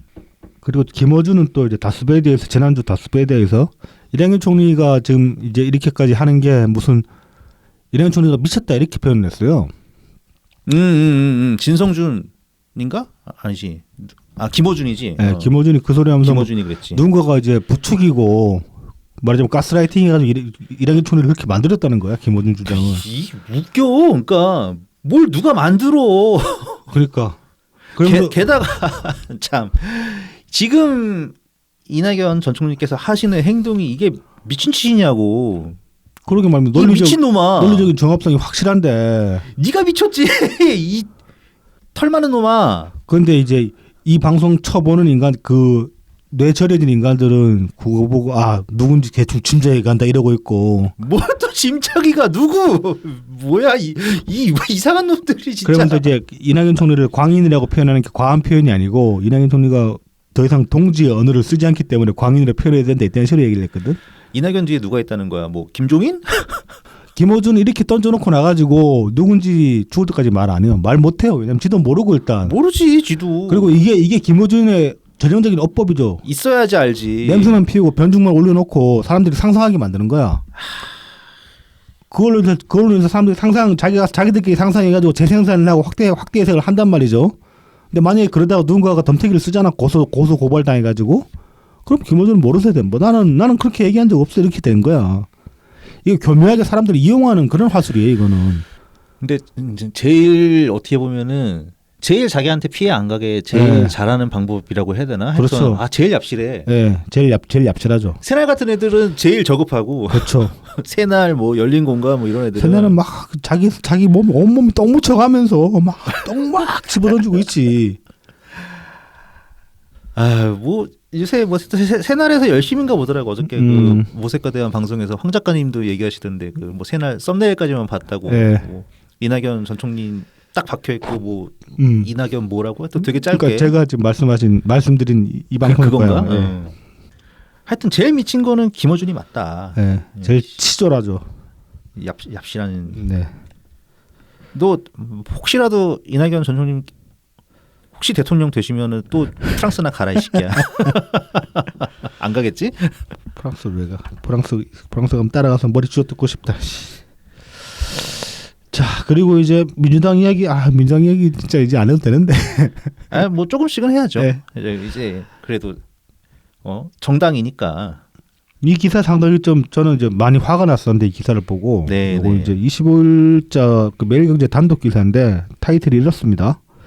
정부 내일 채용 공제 폐지 또 뒤통수 맞은 청년들 한숨. 그래서 이제 정부를 비판하는 것 같은 그런 그 표제의 기사인데 기사를 읽어보면은 꼭 정부 비판이 아닐 수도 있다. 이 기사는. 네네. 이게 그 이제 내용이 뭐냐면 다들 아시는 내일 채용 공제 이거 이제 문재인 정부부터 시작했죠. 네네. 그 중소기업에 이제 취업한 뭐 일정 그 연령대의 젊은이들한테 그 자부담 50% 그다음에 국가보담 50% 해가지고 3년이었나요? 만기가 뭐 그래서 이제 일정 기한 동안 그 돈을 채우면은 저축한 금액의 50%를 국가가 보태줘가지고 뭐 소정이 몇 천만 원에 해당하는 약간의 목돈을 만들 수 있는 그런 제도인데 이게 지금 이제 뭐 지금 내년까지만 하고 거의 이제 폐지되는 그런 수순을 받게 됐어요. 일몰되게 됐어요. 지금 이제 내년 예산이 원래 그 올해 대비 862억 원이 깎여가지고 이게 지금 국회에서 통과가 됐습니다. 그러니까 원래가 한 2천억 정도 수준이었네요. 올해까지는. 네. 그런데 이제 내년에는 그게 1,217억 원으로 뭐 한 60%대로 이제 깎인 거라고 볼 수 있죠. 이래 버리면은 이제 신규 가입을 더 이상 못 받게 되는 거예요. 지금까지 이제 가입했던 사람들 거만 쭉 유지를 해주고 네, 그래서 네. 그렇죠. 내년에 중소기업에 취업하는 젊은이들은 이 혜택을 못 보게 되는 거야. 사실 이것도 좀 이 자체로만 도 혁명성 문제가 되는데. 그런데 이제 그래서 요까지 보면 정부가 마치 이 제도를 이제 뭐 안 하려고 작정한 거 아닌가 그렇게 볼 수 있고 실제로 정부의 의지도 그래 보이긴 합니다. 여러 가지 핑계를 대면서 이 제도 접으려고 하고 있기 때문에. 이게 근데 이제 나름 이게 좀 크긴 할 거예요. 네. 그 지금 이제 당장에 현금이 급하게 필요해진 사람들이 많아서 그 중도 해지시키는 그렇죠. 분들이 네. 늘었다. 그런 케이스도 있다고 하니까. 그런 게 이제 좀 정부 입장에서는 꽤나 명분을 가져다주는 상황인 것 같은데 뭐 그래도 뭔가 방법을 찾아서 이어나가면은 나쁘지는 않을 것 같은 그런 정책이었던 것 같거든요. 그리고 이제 당초 민주당 같은 경우도 예산안 심의를 하면서 이 800 몇십억 삭감한 거를 돌려가지고 900억 다시 채워 넣어가지고 올해 수준에서 약간 상향해서 맞추라고 그렇게 민주당에서 요구를 했는데 정부 측에서는 계속 이제 버팅겼단 말이죠. 그래서 결국 최종적으로 협상된 안이 뭐냐면은 이거 그냥 정부안대로 따라주고 대신에 지역 상품권이랑 이 청년 패스. 네, 청년 패스 이재명 교통비 네. 보조해주는 이재명이 지금 밀고 있는 청년 패스 요 두 가지 예산안을 추가로 신설해가지고 통과시킨 걸로 합의를 봤단 말입니다. 그러니까 결국 지역 상품권 때문에 잘린 거나 마찬가지야 이거는. 그러게. 청년 패스는 그렇게 예산이 몇십억 수준인가 그러니까 제가 알기로는. 청년 패스는 네 그렇게까지 많이 안 들죠. 네. 그래서 참 이거 티 안 난다고 이거 없앤 거 아니야. 이재명이 그냥 계산기 두들겨 보고 티 안 나니까 없앴을 거 아니야. 그러니까 이제 윤석열의 정책도 아니고 이재명의 정책도 아니었기 그쵸. 때문에 버려진 거죠. 그렇죠. 문재인 정부의 정책이니까. 네. 그렇게 돼버렸네요. 청년 탄핵 그렇게 하면서 저는 이 제도 정말 좋다고 생각했었거든요. 아 이게 이재명의 민주당이 예. 정체가 이런 거죠. 그러니까 과연 이 지랄 하면서 뭐 청년을 위한다라고 그렇게 말을 할 수 있겠어요? 그래서 진짜 뭐 20대 어떻게 잡을 거야? 예. 이 관련해 가지고 보면은 이제 국힘 소속 의원인데 이분은 네. 국회 이제 산업통상자원 중소벤처기업위원회 소속의 이제 이종배 국힘 의원이 이제 코멘트한 거 보면은 이렇게 얘기를 합니다.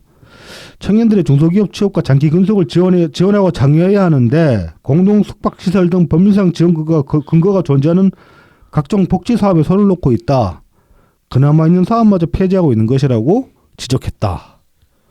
이 양반 말이 맞는 말이지. 이게 진짜 중소기업에 네. 젊은 친구가 네. 없어요. 그게 이제 단순히 뭐 험한 일 하기 싫어서 그런 게 아니라 앞에 안 보이니까 그런 거 아닙니까? 들어가도. 그렇죠. 네. 특히나 그러니까는 기껏 해봐야 뭐 신입사원이 들어와도 사무직종, 뭐 경영이나 인사 이쪽에만 들어오지 이 제조 생산 쪽에는 안 들어오더라고. 근데 이런 보조 장치라도 있어야지. 중소기업은 항상 사람이 모자라거든요. 그렇죠. 왜냐하면 지금 계신 분들도 연세가 제법 있으세요. 네. 그래서 언제 무슨 상황으로 퇴직을 하게 될지 모르시는 분들도 제법 있다고. 그런데 참 이게 이런 보조 장치가 없으면은 이게 중소기업은 계속 사람 구하기 힘든 그런 상황이 될 거고. 그리고 이제 뭐 모든 일자리가 다 대기업 일자리일 수는 없으니까 그렇죠.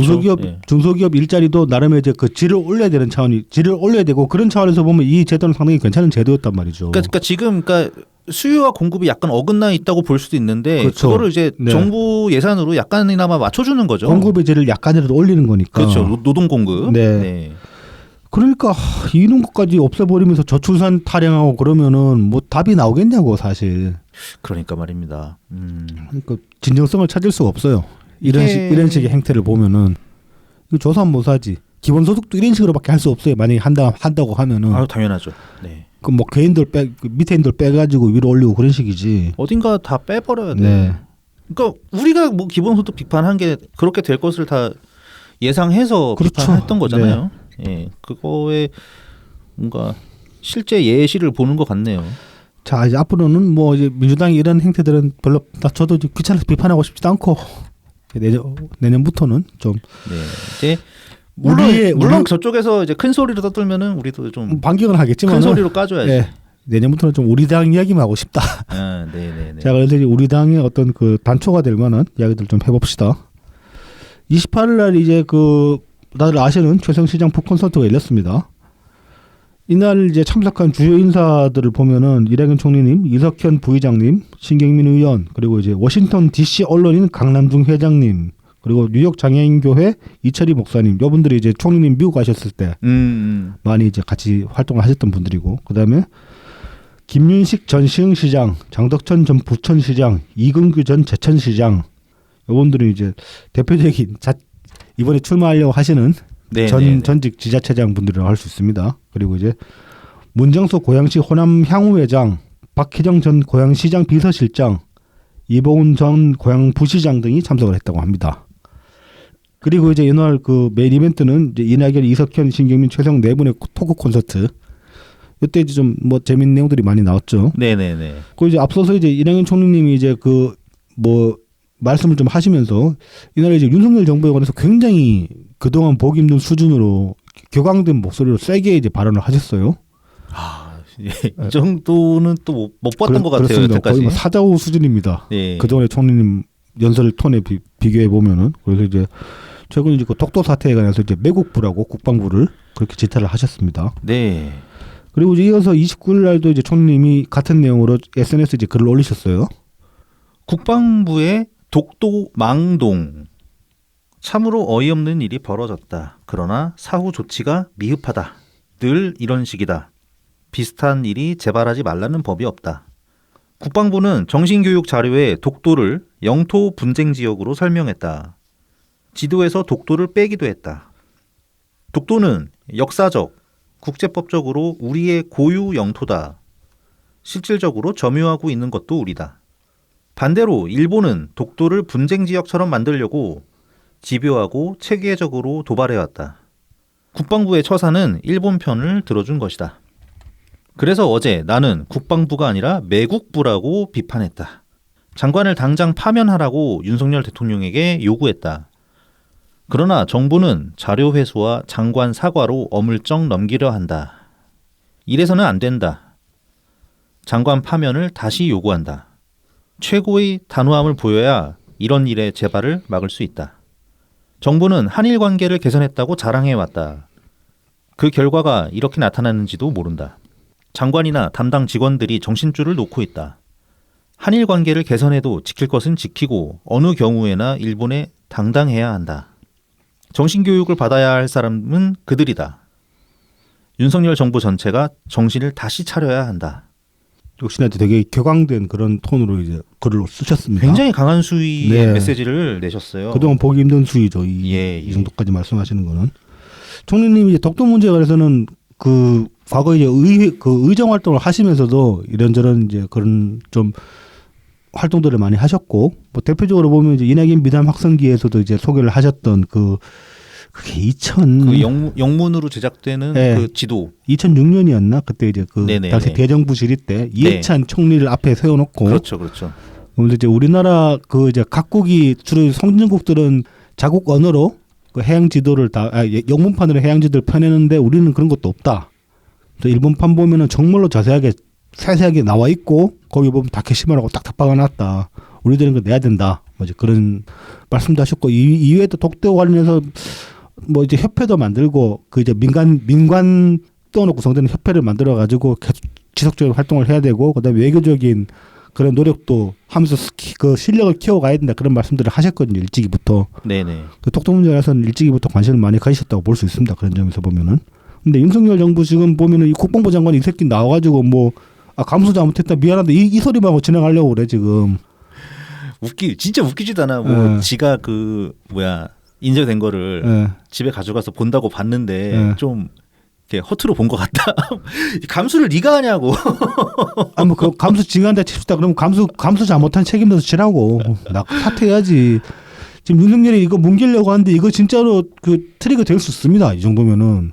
세죠. 네. 사람들 감정 심하게 건드린 거라 가지고 네. 한동훈이 뭐 아무리 비대위네 뭐네 그러고 지랄해봤자 다 도루묵 될 수도 있어요. 이것 때문에 진짜로. 모처럼 살짝 지지율 반등했던데. 그러니까 한동훈 효과 좀 본 것 같은데 네. 도루묵 될 수 있고 그리고 한동훈은 똥 밟은 걸 수도 있다. 그리고 이런 문제 가지고 이제 민주당이랑 우리 당도 경쟁을 해야겠지. 하지만 우리가 더 잘 팰 수 있단 말이지. 그렇죠. 이재명은 이거 팰 실력도 없어. 자 이제 이날 그 북콘서트에서 이석현 그 부의장님이 오신 게 좀 이제 좀 뭐 이례적이라고 해야 될까요? 이분도 오셨네. 이제 그런 느낌이 좀 있었죠. 그러니까 말이에요. 저도 사실 아무 예상도 못했는데 네. 어저께 또 심지어 탈당 기자회견까지 하셨잖아요. 그러니까요. 그러고 보니까 그동안에 이석현 부의장님께서 네. 자주는 아니지만 가끔씩 한 간간히 번씩 이제- 트위터나 이런 SNS로 진짜 흘려가면서 말씀을 하셨는데. 예, 글을 쓰셨단 말이죠. 네. 그리고 상당히 민주당에도 비판적이고 윤석열 정부에도 비판적인 그렇죠. 약간 진짜 신당에 오실 법한 그런 어떻게 보면 그게 다 힌트나 복선이나 마찬가지였는데 근데 그걸 이제 잘 캐치를 하기가 힘들었어요, 솔직히 그 동안에는. 그래서 이제 그 두드러지게 입장을 표명하시고 한 적이 없기 때문에 그냥 지나가면서 이제 그냥 놓치기 쉽게 그렇게 이제 복선을 던지지 그렇게 이제 던져놓은 게 전부였기 때문에 사실은 이제 최종시장 북콘서트에 오셨을 때만 해도 어떻게 오셨지? 뭐 이제 뭐 외부적으로 역할을 하실라나 그 정도로만 생각을 했었는데. 다음 날 이제 바로 오전 10시에 국회 그 소통관에서 기자회견을 딱 하시더라고. 탈당한다고. 그래서 뭐지? 그래서 이제 미리 조율을 하셨나. 왜냐면 네네. 소통관을 뭐 그날 밤에 잡았을 리는 없잖아요. 그렇죠. 네. 그래서 이제 미리 조율을 하셨구나. 그리고 이제 그 최성시장 북콘서트에서 하신 말씀이랑 여러 가지로 보면은 우리가 몰랐지만은 사실은 총리님이랑 되게 오래된 인연이고. 그렇죠. 50년 된 예, 두 분 사이가 되게 이게 20대 때부터 긴밀한 사이였다. 예, 뭐 예. 이런 말씀을 하셨습니다. 또 동문이기도 하고 그렇습니다. 그래서 이제 29일 날 그 소통론 기자회견 내용을 잠깐 보자면은 이게 뭐 있습니다. 말이 50년 네. 치고 이낙연의 의료원 외침을 양심상 모른 척할 수 없다. 그러니까 의리를 지키겠다. 그러면서 이낙연과 그 신당을 만들겠다라고 말씀하셨고 뒤에 나온 인터뷰들을 보면은 아무도 실무 작업에 상당히 관여를 하신 걸로 보여요. 그동안 네, 네, 물밑에서. 그러니까 그 실무진이 이분이었을 줄이야. 그러니까 실무의 총괄을 네. 하신 것 같은데 그러면서 이제 이 표현이 되게 좋았는데 배가 대선 패배라는 유병에 부딪혔을 때 선장도 바꾸고 배도 정비했어야 했다. 타이타닉이 비유를 하신 거예요. 네, 민주당을. 네. 그래가지고 선장이 파국으로 배를 몰아도 선원들은 배의 크기만 믿고 자기들만의 선상 파티를 즐기고 있다. 원칙에 귀 닫고 상식을 조리돌림하다가는 결국 난파에 침몰할 것이다. 비유가 너무 적절합니다. 원칙과 상식까지 집어넣어가지고. 예. 그래서 이제 뭐 신당은 민주세력 초유의 안전판이자 제3 선택지고 그래서 이제 이 남포선에서 탈출하면은 신당으로 오게끔 그런 위치가 돼야 된다. 이제 그런 말씀까지 하시는 거고. 구명보트. 네. 구명보트라는 표현을 사용하셨었죠. 그리고 이제 신당도 야당이다. 그래서 이제 호남에서 공천이 당선이라는 공식을 깨고 치열하게 경쟁할 수 있어야만 개파 보스보다 국민을 두려워하는 의원이 뽑힌다. 이건 논리적으로 정말 맞는 말이죠. 네네. 논리적으로 틈이 없는 말이죠. 그리고 윤석열 정권과의 적대적 공생이 아닌 국민과 공생하는 도덕 정당의 힘을 보여드리겠다. 짬밥보지 안 갑니다. 딱 감명하게 메시지가 감명하고 확실하게 딱 떨어지잖아요. 이렇게. 그러니까 진짜 이석현 전 의원님은 진짜 말씀 네. 잘하셔. 근데 이분도 이제 내공이 다시 한번 오랜만에 정말 잘 느껴지는 것 같습니다. 자, 그래서 이제 우리가 뭐 이석현 부의장님 어느 정도는 알고 있지만은 어떤 분인지 이제 우리 편도 되고 있으니까 좀 제대로 알아야지 우리도 어디 가서 자랑할 수 있잖아요. 네네네. 한번 이제 이력을 한번 봅시다. 그래서 51년 3월 16일 전북 익산 출생이십니다. 그리고 이제 뭐 이제 본인 말씀으로는 그 윤영기를 그러니까 집안이 뭐 그렇게 어려웠던 건 아니라고 그러니까 평범한 농가에서 이제 자랐다고 하시는데 형편이 좋았던 건 아닌 것 같아요. 그래서 그 중고교 내내 전교 1등을 놓친 적이 딱 한 번 있어요. 그게 중학교 입학할 때 입학고사에서 2등을 했대요. 네네. 근데 이제 2등을 하면서 차석으로 들어가가지고 그 입학금을 전액이 아니고 반액만 지원을 등록 그 장학금을 받은 거야. 근데 반액 받아가지고 학교를 못 가게 된 거야. 돈이 없어가지고. 근데 다행히 이제 그 초등학교 4학년 때 담임 선생님이 나머지 그 입학금 반을 대줘가지고 그래서 중학교를 들어가게 됐고 그 뒤로는 난 1등 못하면 학교 못 다닌다. 그래가지고 이제 열심히 공부를 하셨다고 해요. 그래서 중고교 내내 전교 1등을 한 번도 놓친 적이 없다고 합니다. 뭐 이제 그러니까 그런 식의 어떤 그 본인이 학교를 다녀야 된다는 절박함으로 공부를 열심히 한 것도 있겠지만 애초에 머리가 좋았던 것 같기도 해요. 그 뭐 중학교 때 IQ 재봤더니 147 나왔더라. 그런 거 높은 보면은 거죠. 네. 147 나오면 멘사가 들어가잖아. 멘사가 135 정도면 넘어가면 들어간 거 150. 150까지 가야 되나? 150인데 일단 그 다른 기관에서 이제 150이나 하여튼 140 후반대도 네. 멘사 신청을 할 수 있을 거예요. 신청하면은 멘사에서 치르는 실험을 또 봐야 돼. 또 봐야 돼. 해가지고. 예. 그래야지 정확하게 멘사 희원이 된다고 합니다. 아무튼 이제 그렇게 해서 전역 장학선으로 쭉 다니셨고 그래서 서울대를 가셨어요. 서울대 공대로 입학을 하셨는데 무슨 과인지는 찾아봐도 안 나오더라고. 그 서울대 공대에 입학해가지고 학교를 다니시다가 학생 운동에 눈을 뜬 거야. 네네네. 그래서 이제 이거 공대 다녀서는 민중에 보탬이 안 된다. 그래가지고 학교를 때려치고 재수를 내가지고 서울대 법대를 다시 들어가신 거예요. 근데 앞서 말씀드렸다시피 51년 3월 16일생이잖아요. 네네. 총리님이 52년 12월생입니다. 그러니까 이제 이석현 부의장님이 한 살 많아요. 그런데 학교를 한 2년 정도 다니다가 때려쳤기 때문에 서울대 법대 신입생으로 다시 들어갔을 때는 총리님이 1년 선배가 된 거야. 근데 둘이 이제 뭐 호남 사람이고 하니까 서울대 법대 호남 사람 몇 명이나 있겠어요 당시에. 그렇죠. 뭐 사투리 비슷하니까 친해질 수밖에 없을 거 아니야. 그런데 이제 둘이 얘기해 보니까 나이가 한 살 많네. 그렇게 돼가지고 이제 위원회 따지기 시작했는데 이 학번은 총리님이 한 빠르지만 나이가 이석현 의장이 한 살 많으니까 둘이 퉁쳐가지고 이제 친구 먹자 이렇게 해서 친구가 됐다고 합니다. 그래서 이런 친구가 한 명 있는데. 족보 꼬인 친구. 이거 족보 꼬기 시작하면 이상하니까 총리님이랑 대통령님도 뭐 이렇게 좀 관계가 보면은 총리님은 대통령님을 윗사람으로 모시지만은 대통령님 총리님 거의 친구로 본단 말이죠. 이렇게 대하는 걸 보면은. 네네. 그래 되면은 51년생이나 53년생까지 같이 친구 먹게 되는 거야. 이렇게 그렇죠, 친구의 친구 이렇게 되니까. 그래서 이게 또 그 북콘서트에서 신경민 의원께서도 그렇죠. 말씀하셨잖아요. 예, 예. 그냥 이렇게 자기가 얼떨결에 어려 보여가지고 막 들이댄다. 아이고 나이 많아가지고 그런데 그냥 친구 해라 그래가지고 다 친구 먹었다고. 네네. 재밌었어요 그 얘기 정말. 그러니까. 그래서 이제 이렇게 대학을 다니셨는데 뭐 학교 다니면서 이제 학생 운동을 좀 하시긴 했는데 여러모로 이제 좀 뭐 군대를 처음에 이제 안 갈 그 병역 거부 운동 하셨다가 그래서 이제 잡혀가지고 실형살 위기에 처했는데 교수님 덕분에 이제 나와가지고 군대를 가고 군대 간 사이에 민창학년 운동 그 민창학년 사건이 터졌는데 그때 군대를 가게 했기 때문에 그 민창학년 사건에 연루가 안 됐다고 합니다. 그리고 이제 뭐 전역한 후에 졸업하고 한동안 또 사회생활 하시다가도 또 이제 그 다시 민중운동으로 뛰어들기도 하셨고. 네네. 그런저런 이제 그 부침을 겪으면서 좀 이재명 생활이 쉽지는 않았다고 해요. 막 나중에는 그 직장 다니다가도 양심에 찔려가지고 못 다니고 80년 되니까. 네네. 결국 이제 그 뭐 집안이 그렇게 좋은 편이 형편이 좋은 편이 아니었다 그러니까 아니었다고 말씀을 드렸잖아요. 근데 그렇죠. 촌에서 서울대까지 나왔는데 이 집안 건사해야 될 거 아닙니까? 그래서 그렇죠. 한동안 이제 뭐 회사원 생활도 하셨는데 그러다가 양심이 너무 찔려가지고 도저히 그 생활을 못하고 다시 운동으로 뛰어드셨다가 85년에 이제 김대중 대통령이 픽업을 한 거예요. 부른 거예요. 네네. 불러가지고 당시에 이제 그 사회를 분야별로 나눠가지고 뭐 경제, 문화 이런 식으로 쭉 나눠가지고 한 8개 분야로 나눠가지고 일주일 줄 테니까 보고서를 써라고 했대요. 근데 당시 DJ가 써라고 하는데 그냥 깔 수가 없잖아. 아 써야지. 그래가지고 열심히 써가지고 갖다 드렸대. 그랬더니 쭉 읽어보고는 와라 그래서 비서로 채용을 했다는 거야.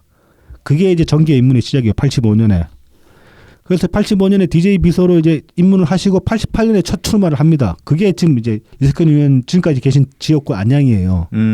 당시에는 안양 갑을 그렇게 나눴던 것 같은데 작았으니까 규모가 네네. 지금보다. 그래서 안양을로 출마를 했는데 떨어졌어요. 그런데 당시에 이제 그 통일민주당 후보가 되게 셌고 그 다음에 이제 그 이때는 민정당이었지. 네네. 민정당 후보가 이제 그 다음에 그 둘이서 원래 1, 2 각축전 벌이고 이석현 의원은 논의였는데 들어가서 열어보니까 들어가니까 민정당 후보 제끼고 2등까지 올라간 거야. 그래서 당시에 이제 당시에 그 평민당에서는 이석현 후보 안 될 줄 알고 선거 지원도 제대로 안 했대. 나중에 이제 그 선거 결과 보고 나니까 아깝다 그런 얘기를 그렇죠. 했다고 합니다. 2,000여 표니까 당시 2,000여 표인 2,000표면은 더 적었을 그렇죠. 인구도 그런 표죠. 그 지역 간의 인구는 지금보다 더 많았을 테니까. 네네. 그러고 나서 이제 그 뒤에 92년 그 총선 때는 더 힘들었어요. 이때는 왜냐하면은 그 3당 합체해가지고 민재당 되는 그렇죠, 바람에 그렇죠. 그러니까 그 과거에 그 통일민주당이랑 민정당이랑 그 두 개가 합체돼가지고 더 세가 세졌는데 이석현 의원이 당선이 된 거야 이때. 그러니까 아주 그 핫샷 데뷔를 한 거지 말하자면. 그러게요. 그리고 당시에 더구나 이 당시에 그 민자당이 299석에서 과반에서 한석 모자라게 149석까지 먹었어요. 이때는 근데 양당 체제가 아니었어. 왜냐하면 통일민주당이 있었고 평화민주당이 있었기 때문에. 그렇죠. 아니구나. 그러니까 잔류민주당이 있었지. 잔류민주당이 3당 그렇죠. 합당되고 3당으로 하면서 상당히 당이 한 4-5개 있었거든요. 네네네. 그런 상황에서 그 과반에서 한석 모자라게 가져간 거야. 그리고 이제 경기도 같은 경우는 거의 60%를 잡아먹혔는데 초선 그러니까 정치 신인이 가가지고 험지에서 당선이 됐으니까 꽤 이제 그 임팩트 있게 시작을 한 거죠. 네네. 그래서 이제 그들은 계속 안양 그 지역구에 계시면 계속 지역구에서 이제 한번 2000년 총선에서 한번 낙선을 하시고 그들은 계속 안양 지역구에 계셨어요. 그래서 6선까지 하시고 총 6선. 국회 부의장까지 가셨고 근데 이제 이해찬이 이제 지난 총선 때 공천에서 말도 안 되게 커팅을 시켜버린 거지. 컷오프는 아니고 근데 이제 이석현 전 의원 같은 경우는 일단 경선까지는 갔는데 네. 경선에서 의외로 졌어요. 의외로 졌고 결과에 대해서 제대로 이렇게 그 오픈을 안 했다고 하죠. 그래서 뭔가 왜 졌는지 좀 따져봐야 되는데 그 정도 못 따져보고 그런 식으로 이제 좀 이상하게 끝났다고 합니다. 신경민 의원이랑 좀 비슷한 케이스라고 할 수 네. 있죠. 예. 뭔가 좀 그래서 좀 그렇습니다. 이게 좀 투명하지 않게 그렇게 진행이 됐기 때문에. 자, 근데 이제 뭐 그래서 이분이 이제 부의장까지 가신 건 다들 아실 거고, 그다음에 6선까지 갔으니까 상임위 이력이 상당할 거 아닙니까? 이 이석현 의원 트위터 프로필에 올리신 그 상임위 이력을 보면 장난이 아니에요, 진짜로. 그렇죠. 6선이니까. 네. 보면 이제 보건복지 상임위원장, 외통위, 기재위, 환노위, 정무위, 행안위, 건설위, 교통위, 과기정통위, 외통위, 국방위 등등이래. 그러면은 잠깐만 거의 다 하신 거 아닙니까? 그러니까 근데 이 이력을 보면은 저는 딱 드는 생각이 이 양반은 지금 당장에 국무총리 시켜도 그냥 스무스하게 하시겠구나. 일머리를 다 하는 거 아니에요, 이거 지금. 그렇죠. 내각 전반의 일머리를. 이런 분을 민주당에서 쳐내고. 이게 그러니까 이제 흔히들 이제 정치에 이제 새로 입문한해서 이제 당선되거나 하면은 이제 뭐 위에 좀 고인물들 있으면 좀 이제 빠져주면 좋을 것 같잖아. 그러면서 막 뭐 이재명 지지자들도 많이 얘기하더라고요. 3선 이상은 뭐 그냥 못하게 막아버려야 된다. 막 그런 얘기 하는데 그게 반드시 좋은 건 아니에요. 그렇습니다. 이런 분들도 있어야 돼요. 이런 분들이 정말로 그 민주당의 레가시지 사실은. 네네. 그러니까 옛날에 어디지 그 박근혜계로 되게 유명한 그 화성 지역구의 그 양반이 하도 이제 이름 언급할 일이 없으니까 생각이 안 나는데 그런 사람들도 이제 막 다 홍사덕인가? 아 홍사덕은 그 종로 나갔다가 정세균 전 총리한테 져가지고 떨어지고 홍사덕 말고 그 있어요. 있어요. 네. 아무튼 있어. 이름 생각나면은 그 사람 하고 이제 그러니까 박근혜계 거의 대표적인 노땅이야. 국회 그 경력으로만 하면은 상당한 그런 사람이 있는데 그런 사람만 생각할 게 아니고 뭐 박지원 같은 뭐 이런 사람만 생각할 게 아니라 그렇죠. 이런 분도 생각을 해야 돼요. 그러니까. 네. 민주당에 지금 잔류 탈당했나 이 양반 잔류에 있는 그 대표적인 육선으로는 천정배 같은 인간들이 있긴 해. 천정배는 지금 이제 민주당으로 복당했죠. 정동영 들어올 때. 복당했는데 이번에 출마 안 한다고 그러더라고. 안 해야지. 뭘 또 하려고 그래. 정동영은 하려고 그러는데. 거기 제일 눈치 없잖아. 근데 얼마 전까지는 할 것 같이 얘기하더니 안 하는. 20일날 기사가 떴더라고. 불출마 선언했다고. 양형제 지역구인데 아마도 그 양분함한테 안 될 것 같으니까 나는 그냥 포기한 것 같기도 하고 그런데. 그런 현명하네. 그래도 좀. 자 그래서 이제 뭐 이분이 이제 아시다시피 그 많은 분들이 이제 부르는 그 별칭 힐러리. 네네. 이게 이제 2010년 필리버스터 때 이제 나온 별명이잖아요. 당시에 이제 그 민주당 의원들이 그 빡세게 필리버스터하고 있는데 중간에 이제 좀 브레이크 타임도 보장을 해주시고. 이석현 부의장이 이제 그 진행 맡을 때는 그러면서 이제 시간을 많이 벌어주셔가지고 우리한테 이제 좋은 모습으로 각인이 되면서 힐러리라고 그렇게 이제 불리게 됐는데 당시에 그 이하겸 의원이 이제 필리버스터 도중에 막 힘들잖아요. 힘들죠. 네. 2분 동안 다리 좀 풀고 몸 좀 이제 스트레칭 좀 하라고 그러면서 갑자기 이제 그 이석현 부의장이 이제 발언을 하십니다. 2분 동안 시간 끌어주는 발언을 하시는데 이때 했던 말씀이 상당히 괜찮아요. 한번 뭐 들어보겠습니다. 네. 국민 여러분 반갑습니다. 오늘 목화송이처럼 소담스러운 한방눈이 내려서 온 세상을 하얗게 뒤덮었습니다. 이 순백의 도화지 위에 만일에 여러분이 새로운 세상을 그린다면 무엇을 먼저 그리시겠습니까? 저 같으면 앞에 있는 시냇물이 졸졸 흐르고 뒤에는 파란 뒷동산이 있는 그런 아름다운 마을을 먼저 그리겠습니다. 그리고 그 뒷동산 위로는 7가지 색깔의 영롱한 무지개를 또 그려놓겠습니다. 국회는 어떻게 하시겠습니까? 안 그리겠습니까? 저는 국회도 그려놓겠습니다. 무지개 빛깔처럼 서로 다른 스펙트럼을 가진 사람들이 서로 다름을 이해하면서 또 존중하고 그리고 조화롭게 공존하는 그런 국회를 그리고 싶습니다. 또 국민들과 끊임없이 소통하면서 국민들의 기쁨과 아픔을 내 피부처럼 느끼는 그런 국회를 그려놓겠습니다. 이런 필리버스터도 있고 또 그런 껍데기 권위보다는 사람이 존중되고 인간의 존엄성이 추구되는 그런 국회를 그리겠습니다. 국민 여러분, 제가 말한 이 상상의 국회가 현실이 될 수 있도록 저희 국회가 여야를 초월해서 최선을 다하겠습니다. 감사합니다. 이게 지금 우리가 말하는 국회의 모습 아닙니까? 그렇죠. 이런 좀 정치가 돼야 되는데 우리 당의 캐치프레이즈로 이 문장 써도 될 것 같아. 그러게요. 네. 자, 그래서 이석현 의원이 지금 이제 합류를 하신 게 저는 사실 삼총리 합류보다 훨씬 좀 기분이 훨씬 든든하고 기분이 좋거든요. 아우, 든든하죠. 네. 사실 삼총리 합류 그러면 현실적으로 보면 그냥 물리적인 합류일 수는 있지만 화학적인 합류는 아니란 말이지. 근데 이석현 부의장은 다르단 말이지. 그리고 이분이 갖는 그 민주당이라는 그 타이틀 안에서의 무게감도 삼총리 못지않단 말이죠. 그렇죠. 정말 당의 레거시라 할 수 있는 분이기 때문에 지금.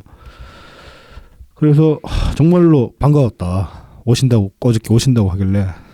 그러니까요. 네. 이게 그때 총선 이후로 그냥 은퇴하셨다고만 생각을 해가지고 네. 너무 이렇게 마음 한켠 저 구석에 뭐 이제 그 민평통 놔뒀었어. 상임 부위원장 하시고 그러면서 네. 대통령님이 그때 이제 부르셔가지고 그거 한번 그 직책 정도 맡으시고 하면서 뒷방으로 물러나시는 거 아닌가 했는데 뭐 총리님도 좀 현역이시기 때문에 뭐 나이도 동년배니까 현역으로 좀 실만도 하고 뭐 정정하시고 그리고 아직까지 정정하시죠. 네. 예. 진짜 오랜만에 너무 네. 모습을 뵈니까 네. 너무 반갑더라고요. 그리고 지금 이제 그 총리님 혼자서 사실 담당하시기도 힘든데 이 정도 되는 분이 한 분 더 있으면 정말 든든하죠. 네네. 자, 그래서 이제 뭐 많이 반가웠다. 앞으로 우리가 잘 버프해드려야 된다. 으쌰으쌰 많이 해야 된다. 잘 도와드려야죠. 네. 예. 어디 또 이번에 출마하시면 좋겠는데 안양이 다시. 그러니까요. 네. 어떻게 하실지는 모르겠네요. 네.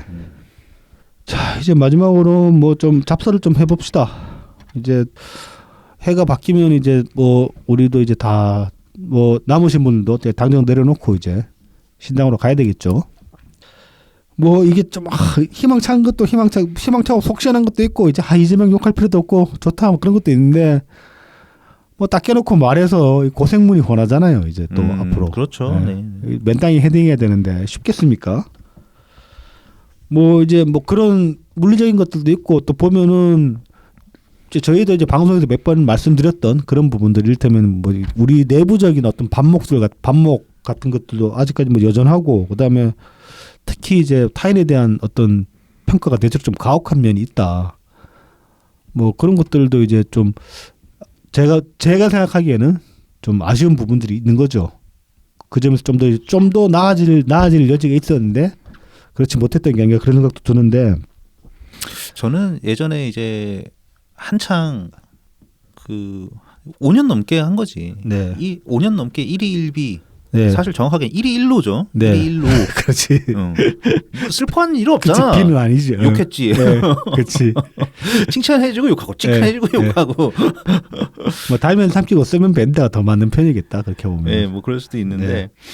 이제 그 간극을 네. 조금 줄일 필요가 있지 않을까 그런 생각을 합니다. 앞서 이제 말씀드렸던 이철이 그 수석 사례처럼 네네. 쓴소리가 맞는 경우가 많아요. 확실히 그런 것들은 좀 삼킬 필요도 있지 않나 그런 생각도 들고. 그리고 뭐 그냥 별 임팩트가 없었을 수도 있지만 이제 이재명이 이틀 전에 만나나 정세균 전 총리를. 네네. 제가 보기에는 보도된 걸 보면은 뭐 정세균 총리 나름 일반적인 다 말씀은- 얘기했다. 그렇죠. 네. 다 얘기했다. 그러니까는 당 대표 사퇴 얘기도 그 정도면 한 거고. 그렇죠 뭐. 그다음에 당의 단합을 수습해라. 네. 이렇게 얘기했으니까 이거 정말 사퇴하라는 거거든요. 사퇴해야지 이게 수습이 그렇죠. 되니까. 네. 근데 그 이재명이 쌩깐 거거든. 네. 근데 또 요건 또 정세균이 더 먹더라고. 물론 이제 정세균 총리는 그런 게 있어요. 지금 동생 때문에. 동생 때문에 좀 그런 게 네. 있고 그리고 그 대선 경선 때 그렇죠. 네.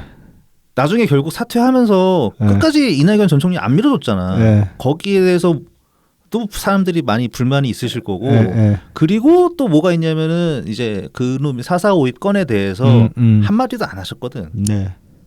근데 그거가 이제 민주당의 그 전에 있었던 흐름을 생각하면은 그것도 그럴만해요. 정세균이라는 그렇죠. 네. 사람의 어떤 정치인의 개인의 역사를 보면은 네. 그게 4.4.5빅 같은 경우는 저도 굉장히 당연히 반대하고 이거는 사라져야 된다고 생각을 하는데 그때 이제 우리가 제기했던 문제가 틀렸다는 게 아닌데 틀린 네. 건 아니지만은 그 동안에 민주당이 그 관례적으로 처리했던 그 방식을 놓고 보면은 그 당시에 선관위에서 그렇게 처리했던 게 아주 또 뭐 그 틀렸다고는 이재명 편이 봐주기 위한 것이었다라고 볼 수만은 없는 거죠. 그게 이제 첫 작동 사례예요. 그러니까 2021년 대선 경선이 그 전에는 조항은 있었는데 네. 발동될 상황이 안 생겼던 거야. 그쪽 2012년, 네. 2017년 네. 두 번 다 문재인 당시 대통령 후보가 과반을 넘었었네. 그때? 과반을 넘어버렸죠. 아. 그러니까 발동될 발동을 안 된 거야. 네. 근데 이번에 이재명이 그게 무효화시키지 않으면은 49%가 되면서 발동이 돼야 되는 건데 이 규정을 적용을 시킨 거죠. 그렇죠. 그때도 이제 말하자면 이재명의 승부사적인 기질이 없는 게 드러났듯이 그때 그 하자고 그럼 다시 재투표합시다 했으면은 그럼 끝났다니까. 근데 우리 이제 여기까지 못 왔어. 그랬으면은. 근데 이제 2012년이랑 이때도 왜 안 했겠어요. 네. 일단은 그러니까 왜 굳이 그렇게 규정을 짜놨겠어. 민주당 항상 얘네들이 걱정하는 거는 네. 분열이야. 네. 2007년에 그 개박살 났던 것 때문에 그렇죠. 무조건 분열이 안 된다는 막 그게 강박관념처럼 돼 있을 거라고요. 그러니까는 막 지금도 이낙연 전 총리님 못 나가게 하려고 막 지랄들을 하는 거고. 어쨌든 근데 그래서 너무 길어지면 안 돼. 그러니까는 그 결선 투표는 있어야 되는데 이게 너무 길어지면은 누가 또 깽판 치고 뛰쳐나갈까봐 이게 걱정이 되니까 그래가지고 굳이 그거를 살려놓은 거야 계속. 네. 근데 하필 2021년에 그게 발동이 돼버렸어. 그렇죠. 그러니까 안타까운 일이죠. 그러니까 그건 근데 나중에 이제 없애버리면 좋겠고 그래야지 제대로 된 결선 투표라는 걸 할 수가 있으니까요. 그러니까 이제 그 정세균 총리가 당시에 이제 우리 입장을 대변해주지 못한 거 거기 관해서 이제 그 감정을 가지는 게 뭐 그것도 틀렸다고 할 수는 없는데 정세균 총리 입장에서 또 생각해 보면 또 그렇게 그 스탠스를 취한 게 뭐 아주 뭐 불합리한 건 아니다라고 얘기할 수도 있는 거지. 왜냐하면 2012년 때도 정세균 그 전 총리가 네. 대선 후보 경선에 나왔었어요. 4등 했단 말이야. 네. 아닌가? 나중에는 김두관 제꼈나 모르겠는데 네. 하여튼 거의 뒤였어요. 네. 그러니까 2017년으로 치면 최성 시장 같은 아니다. 그거보다는 훨씬 많이 받았지. 최성 시장님이 너무 못 받았어. 어쨌든 4등이었단 말이에요. 네. 근데 그런데도 끝까지 완주를 했단 말이야. 네. 중간에 이제 막 단일화 어디 안 하고. 그런데 사실 2021년에 그때 자꾸 막 얘기가 나왔잖아요. 이낙연이랑 단일화를 하냐 안 하냐 하냐. 그거 엄청 스트레스였을 거라고. 내가 2012년 때도 안 했는데. 그리고 사실 그때 다 단일해도 못 이겼어. 맞아. 네. 사실 그런 그 객관적으로, 정도로 상황이 객관적으로 안 좋았고. 보면 그래요. 네. 뭐 이제 그 이낙연 총리 캠프에서 당시 이낙연 캠프에서 여러모로 좀 안일하고 무능하게 대처했던 면이 있다. 그걸 이제 그 어저께 이제 남평훈 실장님 그 정치신상의 인터뷰에서 남평훈 실장님도 그렇게 이제 말씀을 하신 게 저는 되게 고마웠거든요. 왜냐하면 그 얘기를 안 해줬으면 난 되게 불안했을 것 같아요. 지금 신당 창당한다고 했을 때. 근데 이제 스스로 자성을 했고 그 여러모로 봤을 때 뭐 특히 이제 대언론전 같은 거 그런 것들에서 네네. 되게 무능했다 그런 말씀을 해주셨기 때문에 좀 안심이 되는 부분이 있었는데, 그러니까 지난 대선 경선에서 결과적으로는 뭐 증거는 여러모로 봤을 때 이낙연 캠프의 무능이 가장 컸다 그렇게 볼 수 있고, 그렇게 보면 우리도 뭐 저기 정세균이 단일화 안 해주셨다 뭐 아니면 뭐 사서입에 대해서 제대로 선을 안 세워줬다 졌다 그런 식으로 얘기할 수는 없는 거죠. 뭐 근데 이제 그런 걸 제껴놓더라도 좀 관대해질 필요는 있다. 제가 생각하기에는. 네네. 그게 이제 왜 그러냐면은 총리님이 늘상 하신 말씀이 바다에서 만나자 그런 말씀을 하셨잖아요. 근데 이 네. 바다라는 게 어떤 의미인가 한번 생각을 해보자고. 바다라는 게 그냥 뭐 결승점일까? 그러니까 강물이 쭉 흘러가지고 가는 게 바다다. 그런 의미로 꼭 말씀을 하셨을까? 그거 좀 너무 좀 단편적이지 않을까? 그렇게 해석하는 거는 저는 그런 생각을 합니다. 그러니까 바다라는 게 생각을 해보면은 온갖 게 다 섞이는 게 바다예요. 그렇죠. 바다는 예. 청정수가 아닙니다. 그 바닷물 마시면 사람 죽어요. 소금 때문에. 온갖 그렇지. 미네랄 다 들어가가지고.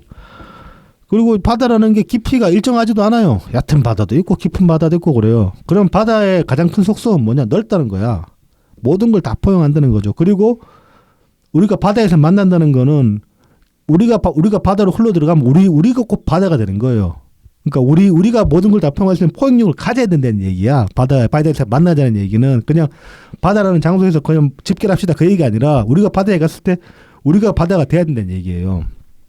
그렇게 보면 바다에서 만나자는 얘기가 좀 다르게 해석이 될 수가 있죠. 좀 더 넓은 사람이 돼야 된다 다들. 네, 넓어져야 되죠. 네. 네. 확장성. 네. 외연 확장. 그리고 이제 그러기 위해서는 스스로에게 가혹해져야 됩니다. 일단은 스스로에게 가혹해질수록 남한테 관대해질 수 있거든요. 그래서 이런 얘기 하면 별로 안 좋은데 사실. 그리고 이제 제가 이런 말씀을 드리는 이유는 뭐냐면 제 스스로 이거 부족함을 많이 느껴서 그래요 사실은. 한 번씩 이제 막 저도 이렇게 사람들한테 짜증나고 그럴 때 있거든요. 근데 짜증 확 내놓고 나서 또 돌아서 생각해 보면 내가 왜 그랬나 그런 생각이 든다고. 아직 멀었구나 그런 생각을 많이 해요. 그래도 저희 청취자님들께서는 네. 굳이 또 시간을 내서 우리 정도 되는 방송도 들어주시기 때문에 그렇지. 상당한 포용력이 있다고 예. 볼 수 있지. 예. 정말 넓은 포용력을 가지고 네. 계신 분들이 아닐까 그런 생각을 문득 해봅니다. 하지만 뭐 우리 대다수는 부족합니다. 바다가 돼야 됩니다. 네, 네, 네. 바다에서 만나려면 우리가 바다가 돼야 되는 거예요. 네, 사실은. 그렇습니다. 자 이렇게 올해 방송을 마치도록 합시다. 네, 많이 성원해 주셔서 저희가 어느새 구독자가 그렇습니다. 1,900명을 더 넘었었습니다. 지난주에 제가 농담 삼아 그런 말씀 드린 적 있잖아요. 올해 넘기 전에 1,900명 넘었으면 좋겠다. 저는 이제 그 정도는 안 되겠지 그러니까. 했는데 갑자기 들어가지고 참 어찌나 이렇게 저의 예상은 잘 틀리는지. 그죠. 황작가 TV 그 채팅창에서 많은 분들이 또 성원해 주시고 그래가지고. 제가 얼마 전에 라이브로 들어버렸잖아요. 저도 라이브로 보는데 민망해가지고 뭐라고 예. 토도 못 달겠고 오그라들더라고요. 모른 척하고 막 그러고 있었는데 황작가 TV 잘 보고 있습니다. 네, 황 작가님 다시 한번 황 작가님께서도 구독을 해주셨다 그러더라고요. 네. 또 한번 구독하시면서 저희 방송도 몇 번 들어보셨나 보더라고요. 네. 참 부끄럽고요. 민망합니다. 네, 감사드립니다. 네. 네, 그리고 뭐 또 황 작가 TV뿐만 아니라 사실 우리 여기까지 오는데 당연히 정치 신세계도 그렇고 김남훈, 백브리핑도 그렇고 뭐 다들 성원을 해주셔가지고 김남훈, 윤가피, 네. 백광현 이런 네. 선배 그쵸. 분들이 사실 우리가 그런 방송 너그럽게 보던 도와주셔서. 사람들인데 그냥. 네네. 하여튼 다시 한번 감사드리고 저희 청취자분들께 제일 큰 감사를 드립니다. 네. 다음 주에는 신당에서 아마도 그 신당 입당 시기는 2월달 초쯤이 되지 않을까 그렇게 가피우스님이 예상을 하시긴 합니다. 당장 신당 창당하기 위해서 바로 입당할 수 있는 게 아니기 때문에 이제 뭐 여유를 갖고 네네네. 금방 올 겁니다. 네. 한 달도 금방 네. 가고. 네. 그동안에 또 많은 일들이 있으니까 정신은 없을 거야. 네. 네, 그러면 2024년에 다시 찾아뵙겠습니다. 감사합니다. 한 해 동안 정말 감사합니다. 다음 주에 뵙겠습니다.